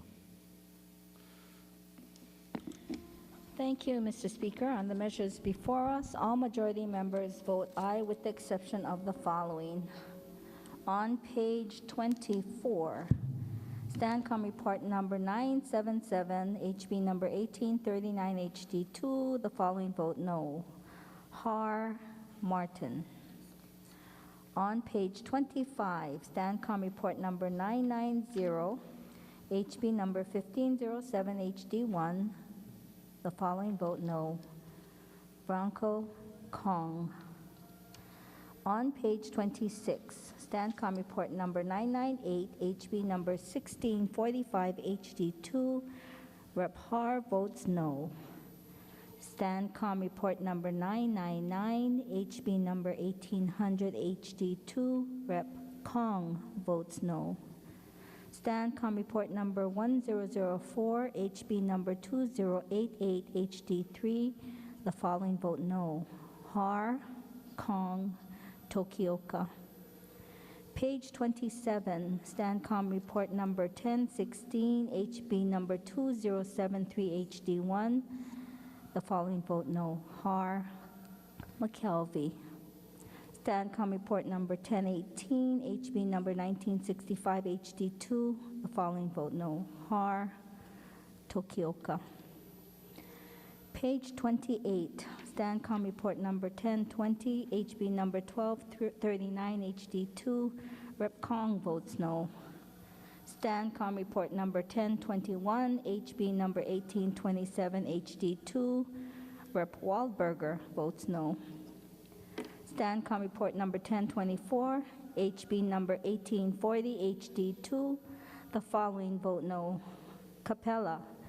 Dale Kobayashi, Kong, Lowen, Martin, McKelvey, Peruso, Wahlberger.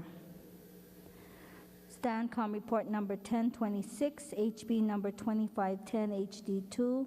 The following vote no. Eli, Capella, Kong, Peruso, Takumi. Thank you. Representative Matsumoto. Thank you, Mr. Speaker. On the measures before us, all minority members vote aye, with the exception of the following. On page 24, SCR 973, HB 2015, HD2, Representative McDermott votes no. On SCR 977, HB 1839, HD2, Representative Okimoto votes no. On SCR 988, HB 1490, HD1, Representative McDermott votes no. On page 25, SCR 990, HB 1507, HD1, Representatives Matsumoto, McDermott, and Ward vote no. On SCR 994, HB 2179, HD1, Representative McDermott votes no. On SCR 997, HB 2470, HD2, Representative Ward votes no. On page 26, SCR 998, HB 1645, HD2, Representative McDermott votes no. On SCR 999, HB 1800, HD2, Representative McDermott votes no. On SCR 1004, HB 2088, HD3, Representative McDermott votes no. On page 27, SCR 1014, HB 1690, HD2, Representative McDermott votes no. On SCR 1018, HB 1965, HD2, Representative Okimoto votes no. On SCR 1019, HB 2146, HD2, Representative McDermott votes no. On page 28, SCR 1020, HB 1239, HD2, Representative McDermott and Okimoto vote no. On SCR 1026, HB 2510, Representatives Matsumoto and Ward vote no. Okay, for the Zoom members, are there any no votes? Yes, Speaker, 1024 and 1026. Okay, 1024 and 1026. No for Rep. Quinlan. Members, have all votes been cast? If so, said measures pass third reading.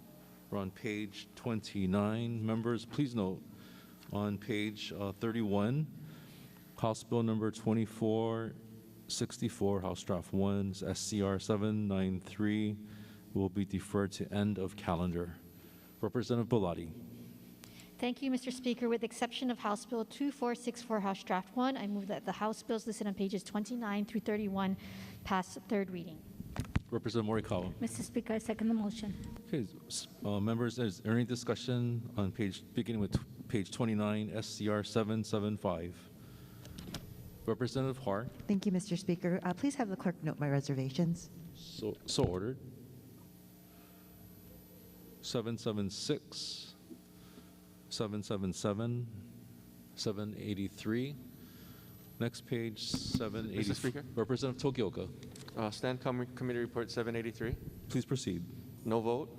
So ordered. Thank you, Mr. Speaker. And just a short comment. I think we have ample gun laws in Hawaii, and we don't need this bill to protect anybody. Thank you. Okay, Representative Matsumoto. Thank you, Mr. Speaker. With reservations So ordered. and permission to insert written comments into the journal. So ordered. Okay, next page, SCR 784, 786, 787. Mr. Speaker. Representative Matsumoto. Thank you, Mr. Speaker. With reservations and permission to insert written comments into the journal. So ordered. Representative Tokioka. Yes, Mr. Speaker, at the appropriate time, can we go back to Stancom Committee Report 784, please? Yes, let's finish 787. Any discussion? 787. Representative Tokioka. No vote on 787. Okay, so ordered. Representative Har. Thank you, Mr. Speaker. On Standing Committee Report number 784, please note my reservations. On 787.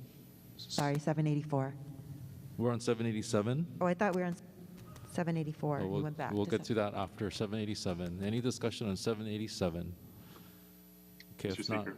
Representative Matsuyoshi.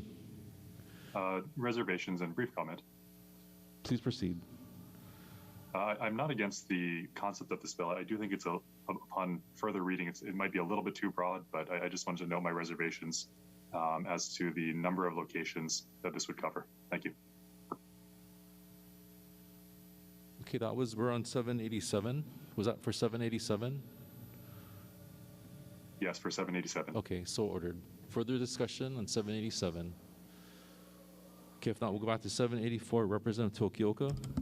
Thank you, Mr. Speaker. Reservations. So ordered. Representative Har. Same request. So ordered. Further discussion on 784. If not, 790. Mr. Speaker, Representative Prusso. actually on 786, SCR 786. 786, please proceed. With reservations, please. So ordered. Further discussion on 786. Mr. Speaker? Representative Quinlan. I'm sorry, 790. My apologies. We're on 786. Any discussion? Okay, if not, we're going to go to 790. Any discussion? Representative Quinlan. Thank you. In opposition, brief comment. Please proceed. Let's not further criminalize traffic offenses or poor driving. Thank you.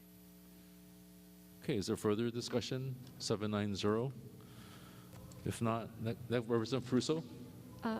Same request, please. Same request? Yes. So ordered. Okay, next page, 792. Mr. Speaker? Representative McKelvey. Thank you, Mr. Speaker. Just with reservations, I support the idea behind this bill, but as I've noted before, the title relating to mail theft, the contents of the bill have to do with like FedEx and UPS packages property and not with mail or mail service. And so I think this could present a constitutional issue down the road. Thank you. Okay, is there further discussion? If not, 794. Any discussion? Representative Wahlberger. Thank you, Mr. Speaker, with reservations. So ordered. Mr. Speaker. Representative Matsuyoshi. No vote, please. So ordered. So further discussion on 794? If not, 919. Any discussion? Oops, I'm sorry, Mr. Speaker. Representative Matsuyoshi? That was the wrong bill. Okay, we'll strike your no vote on SCR 794.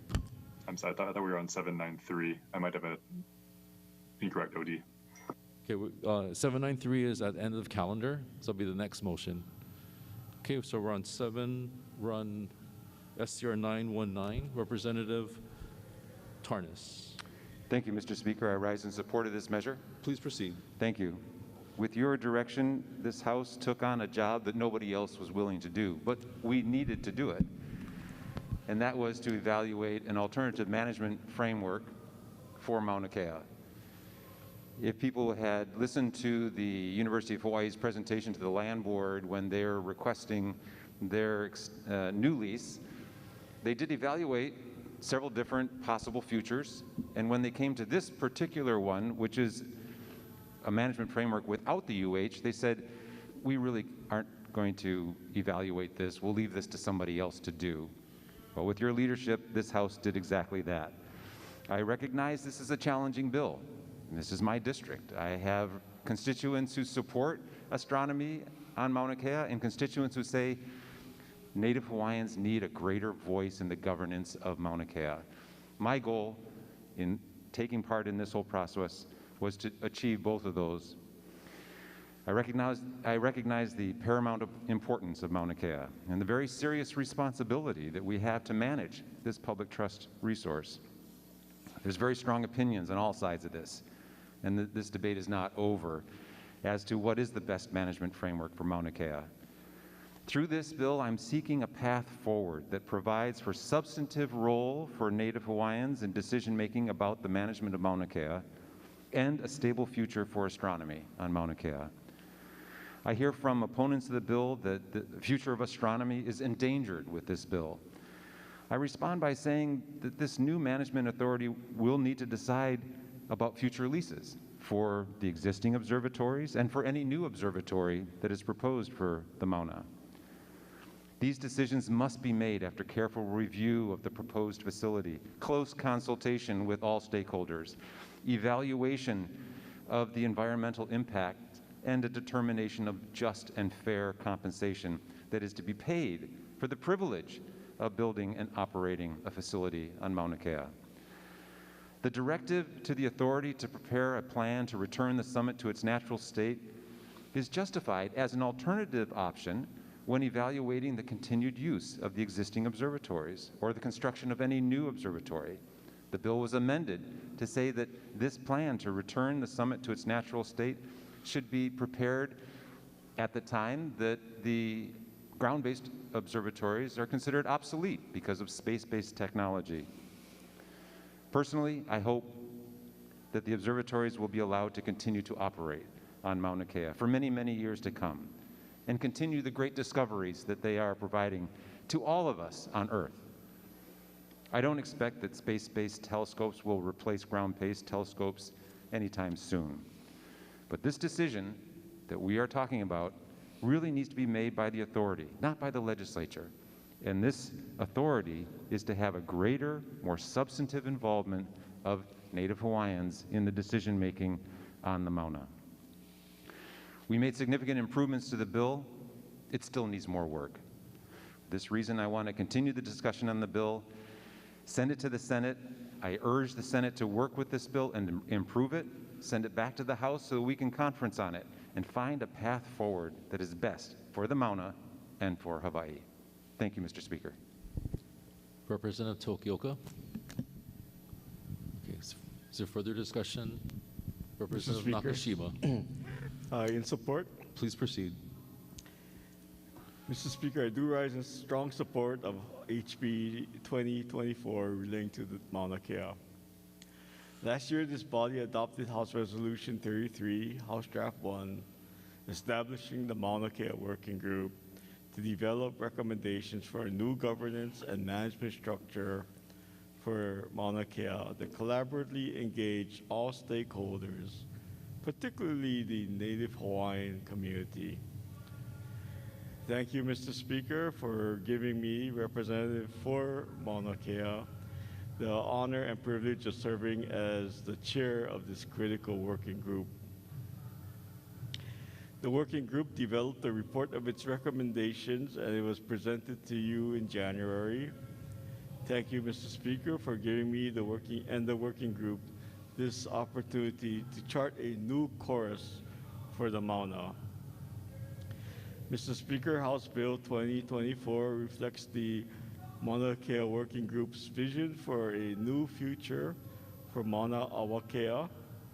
It reflects a shared hope and dream for a better future for the Mauna that includes astronomy and reflects our Native Hawaiian values. Mr. Speaker, House Bill 2024 shows that we can do better for Hawaii and care for our environment and our Mauna. In closing, Mr. Speaker, I'd like to acknowledge the members of the working group who dedicated 6 months to this important assignment and share information, learned together, and more importantly, shared our respect and aloha for Maunawakea. There were several members in the audience earlier today, and I would like to ask that we include the list of the community members of the working group in my text. So ordered. Thank you. Representative Holt. Thank you, Mr. Speaker. With reservations. Please proceed. I previously voted no on this measure, And my opposition to this measure was never about the contents and the work that has been done by the working group. I appreciate the chair. I appreciate all the members who've taken the time over the months and many, many numerous meetings to get to where we are today. I still have the same concerns, the strong concerns that a lot of members expressed when we did the decision-making for the one hearing we had. I wish that we had more than one hearing in the House. You know, I wish that we had, you hear the voices, they're here, it's loud. They need a venue to speak their truths. You know, by us putting it one day on a Saturday, I don't feel like that was the best way to go about it. But you know, Mr. Speaker, this measure is of such importance, I will not let the mechanics of it be the reason I vote no. You know, last Friday, we had our last Hawaiian caucus, talk story with the Hawaiian caucus, with Auntie Noinoi Wong Wilson, Auntie Pua Kanahele, and Mahina Paishan Duarte, who are all participants of the working group. And you know, the discussion that we had put to rest a lot of the fears and concerns which brought about my previous no vote.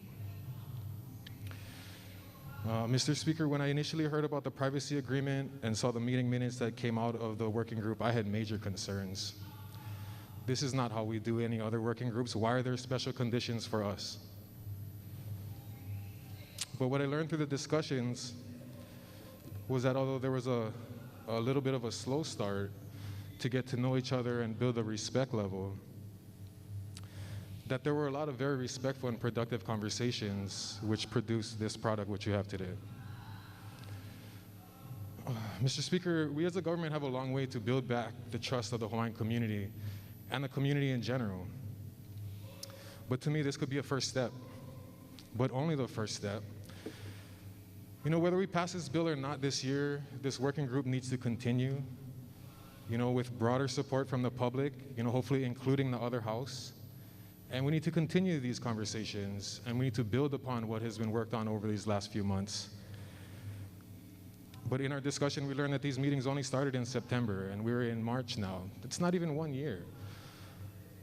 We can't stand here and say that we're going to put to rest decade-long issues in 6 months. So although I do appreciate and thank everybody for all the work that's done, I look forward to the long process going forward and continuing to work on this issue. Thank you, Mr. Speaker. Representative McKelvey. Thank you, Mr. Speaker. I too stand with reservations on the measure. Please proceed. Would first like to adopt the words of the previous speaker as if they were my own, because it really hits the nail on the head. My concerns going along. You know, in committee I said this bill represents the good, the bad, and the ugly. The good were some of the amendments that were made in response to public testimony. Like, for instance, removing the old, abandoned, not used telescopes that are up there anymore. When I was your economic development chair, I went up there with some professors who lamented the fact that you have students who could benefit from the use of telescope time, Native Hawaiian students. And telescope time, Mr. Speaker, is like pilot hours for pilots. What gives kids who want to be in the astronomy field a chance to up their credentials, to stand out from other programs. And here they were, like you once mentioned, like the thing out of Star Wars with the eye coming out of it, this rusty, shuttered telescope just sitting there. And also re-examining the issue of commercial activity, as was stated by the speaker from Kihei back in the committee hearing as well. Unfortunately, though, there are some bad things, and one is that this is an authority, an absolute authority, and one that will last. This bill is envisioned, and the commission is envisioned to last in perpetuity. 20, 30, 40 years, what happens in that time if they make decisions in that group that run counter to the community, to Native Hawaiians everywhere? I mean, this is something that needs to be examined. But I think, you know, the one thing about it, though, is I've heard over and over again in talking to many people on the sides of the issue, and that is this. The present situation is untenable.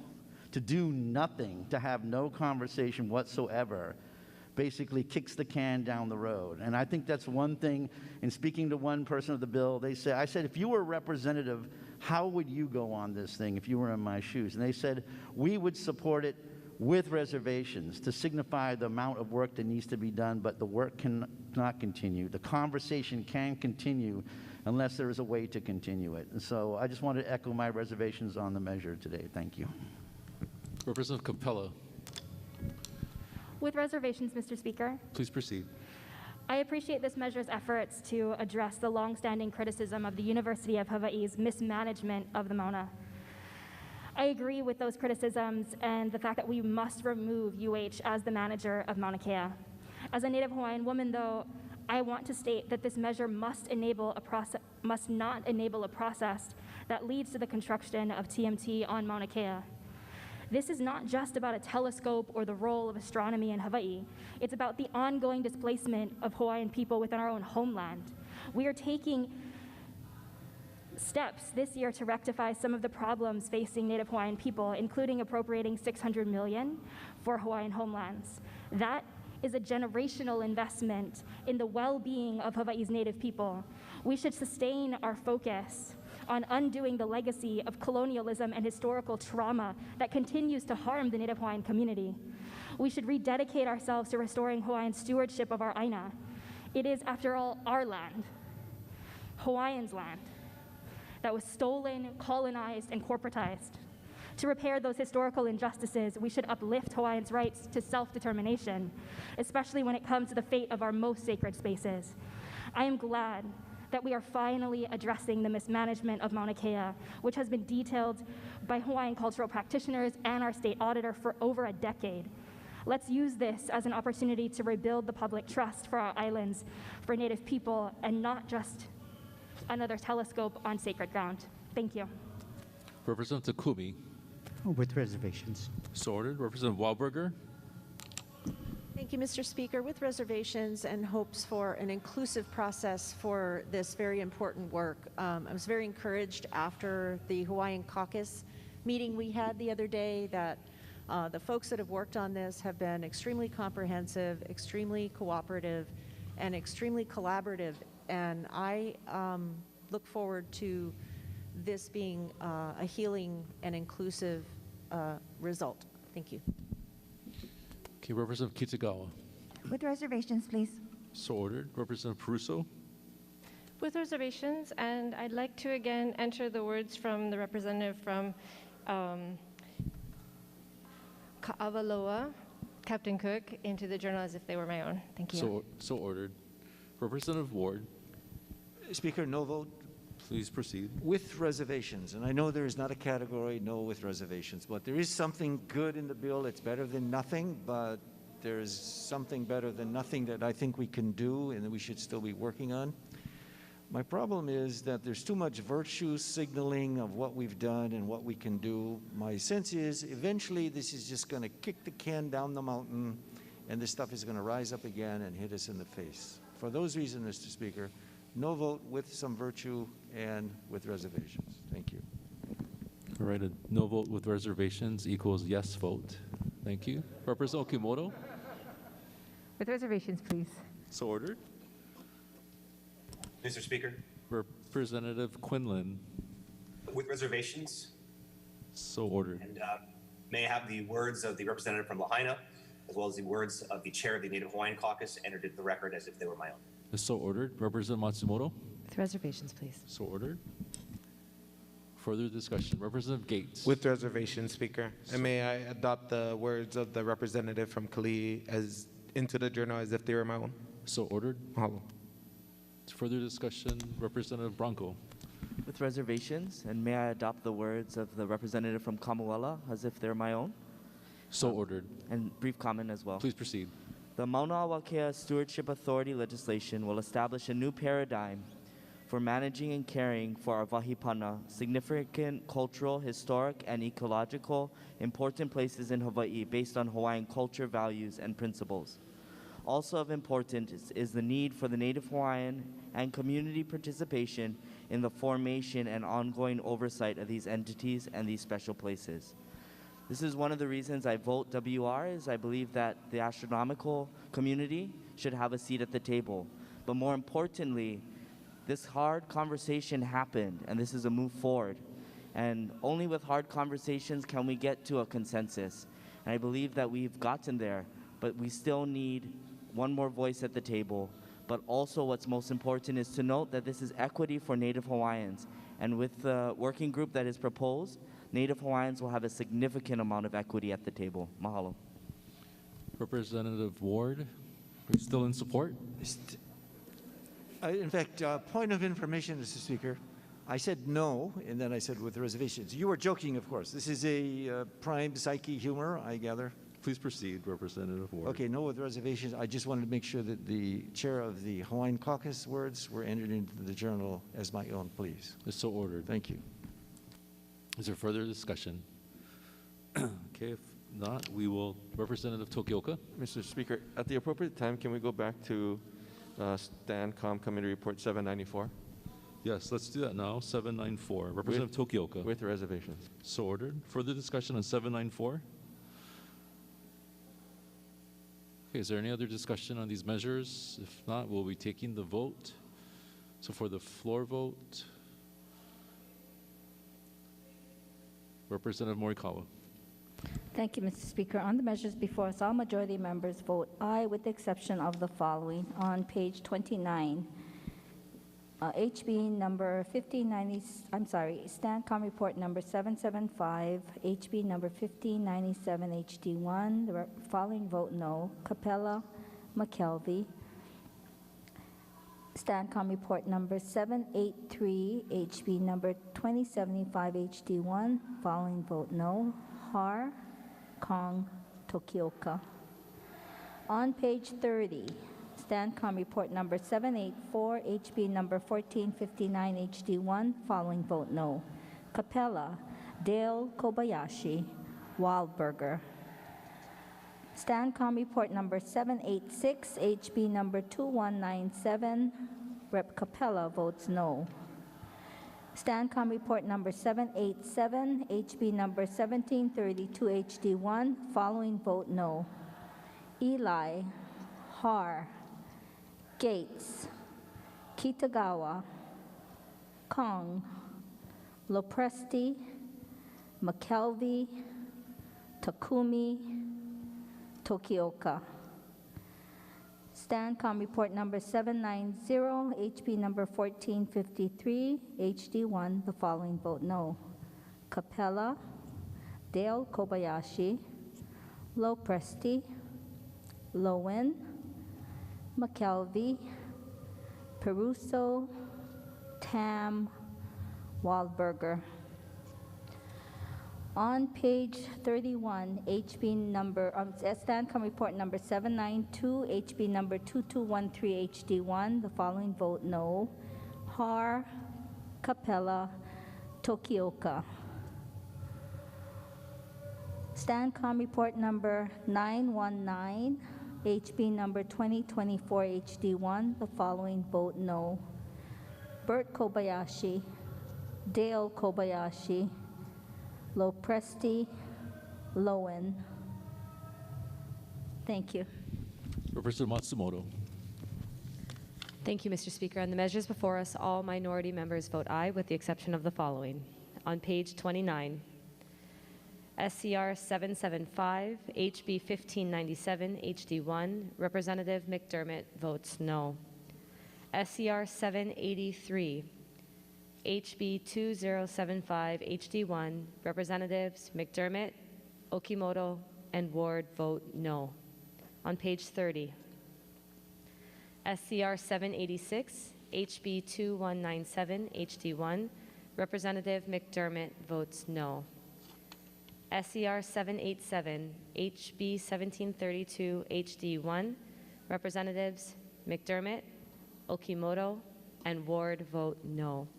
On page 31, SCR 919, HB 2024, HD1, I believe Representative Ward votes no.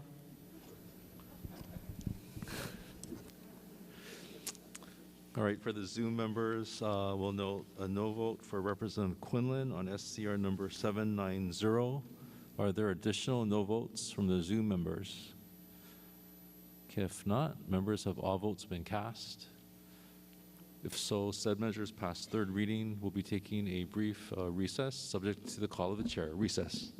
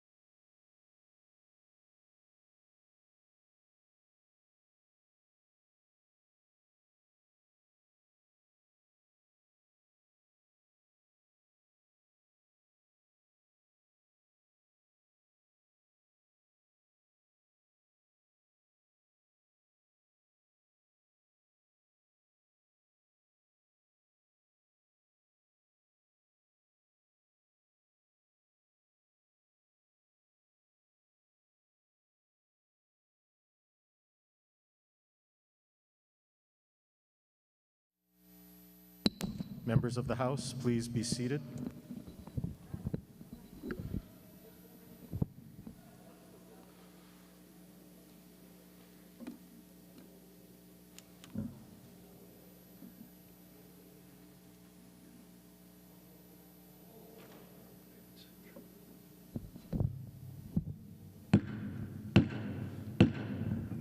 Okay, will the House come to order? Members, we have a late introduction. Representative Ward. Thank you, Mr. Speaker. One of the leading thinkers in the Democratic Party, a former constituent, someone who's covering his face because why would a Republican introduce him? Because he is admired. You're one of the gems of the ideological political debate in the state of Hawaii. Would you please welcome Bart Dane?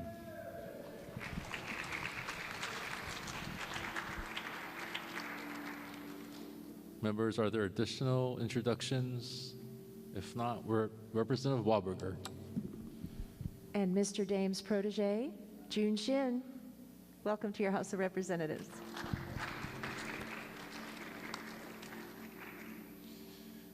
All right, members, we're back on page 31. House Bill 2464, House Draft 1. We'll be taking up a couple of motions. Representative Bellotti. Thank you, Mr. Speaker. I move that House Bill number 2464, House Draft 1, as listed on page 31, pass third reading. Representative Morikawa. Mr. Speaker, I second the motion. For the recommittal motion, Representative Nakashima. Mr. Speaker, I move that House Bill 2464, House Draft 1, be recommitted to the Committee on Judiciary and Hawaiian Affairs. Representative Morikawa.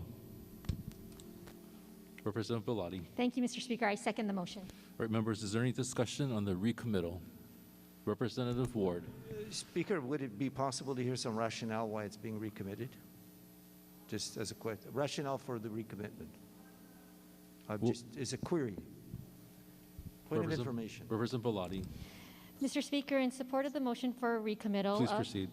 This measure is addressing a very critical and important issue in our community, but it needs more time for discussion and further development in the Committee on Judiciary and Hawaiian Affairs. Thank you, Mr. Speaker. Okay, is there further discussion? Representative Okimoto. Mr. Speaker, I rise in opposition to the recommittal. Please proceed. To the recommittal. Yes, to the recommittal. Please proceed.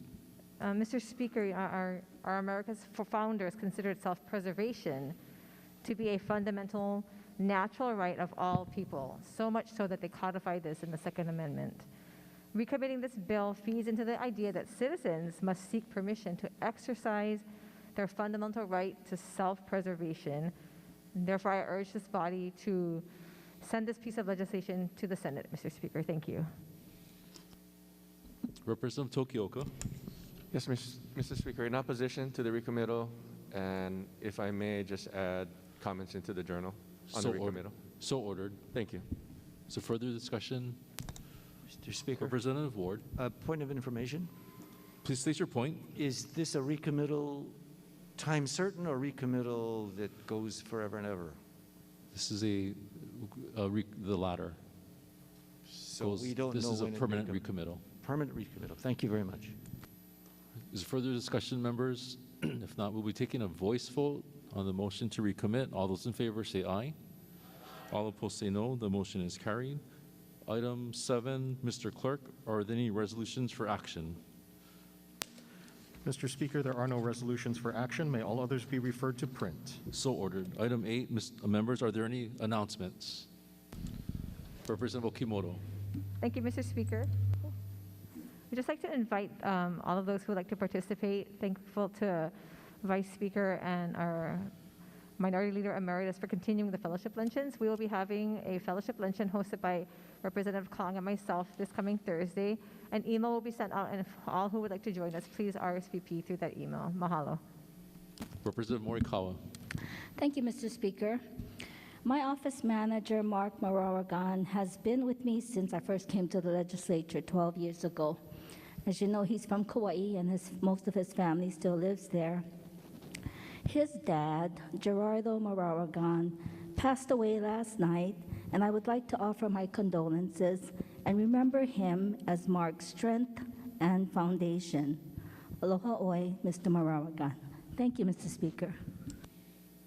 Representative Hashimoto. Mr. Speaker, I'd like to wish a very happy birthday to our colleague from Honolulu Salt Lake area, and hope you have a great day.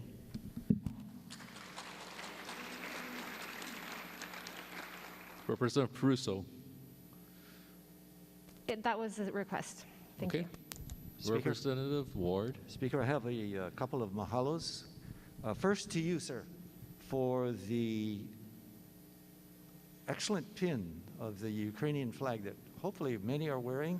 And thanks to all of you who have got a Ukrainian flag. And by the way, if you don't have one, we still have a supply left in our office. And lastly, I'd like to welcome back the great debater, Sharon Har. Thank you, Speaker. All right, are there further announcements? If not, for the motion to adjourn, Representative Morikawa. Mr. Speaker, I move that this House stand adjourned until 12 o'clock noon Thursday. Representative Matsumoto. Mr. Speaker, I second the motion. All those in favor say aye. All opposed say no. The motion is carried. The House stands adjourned until 12 noon Thursday.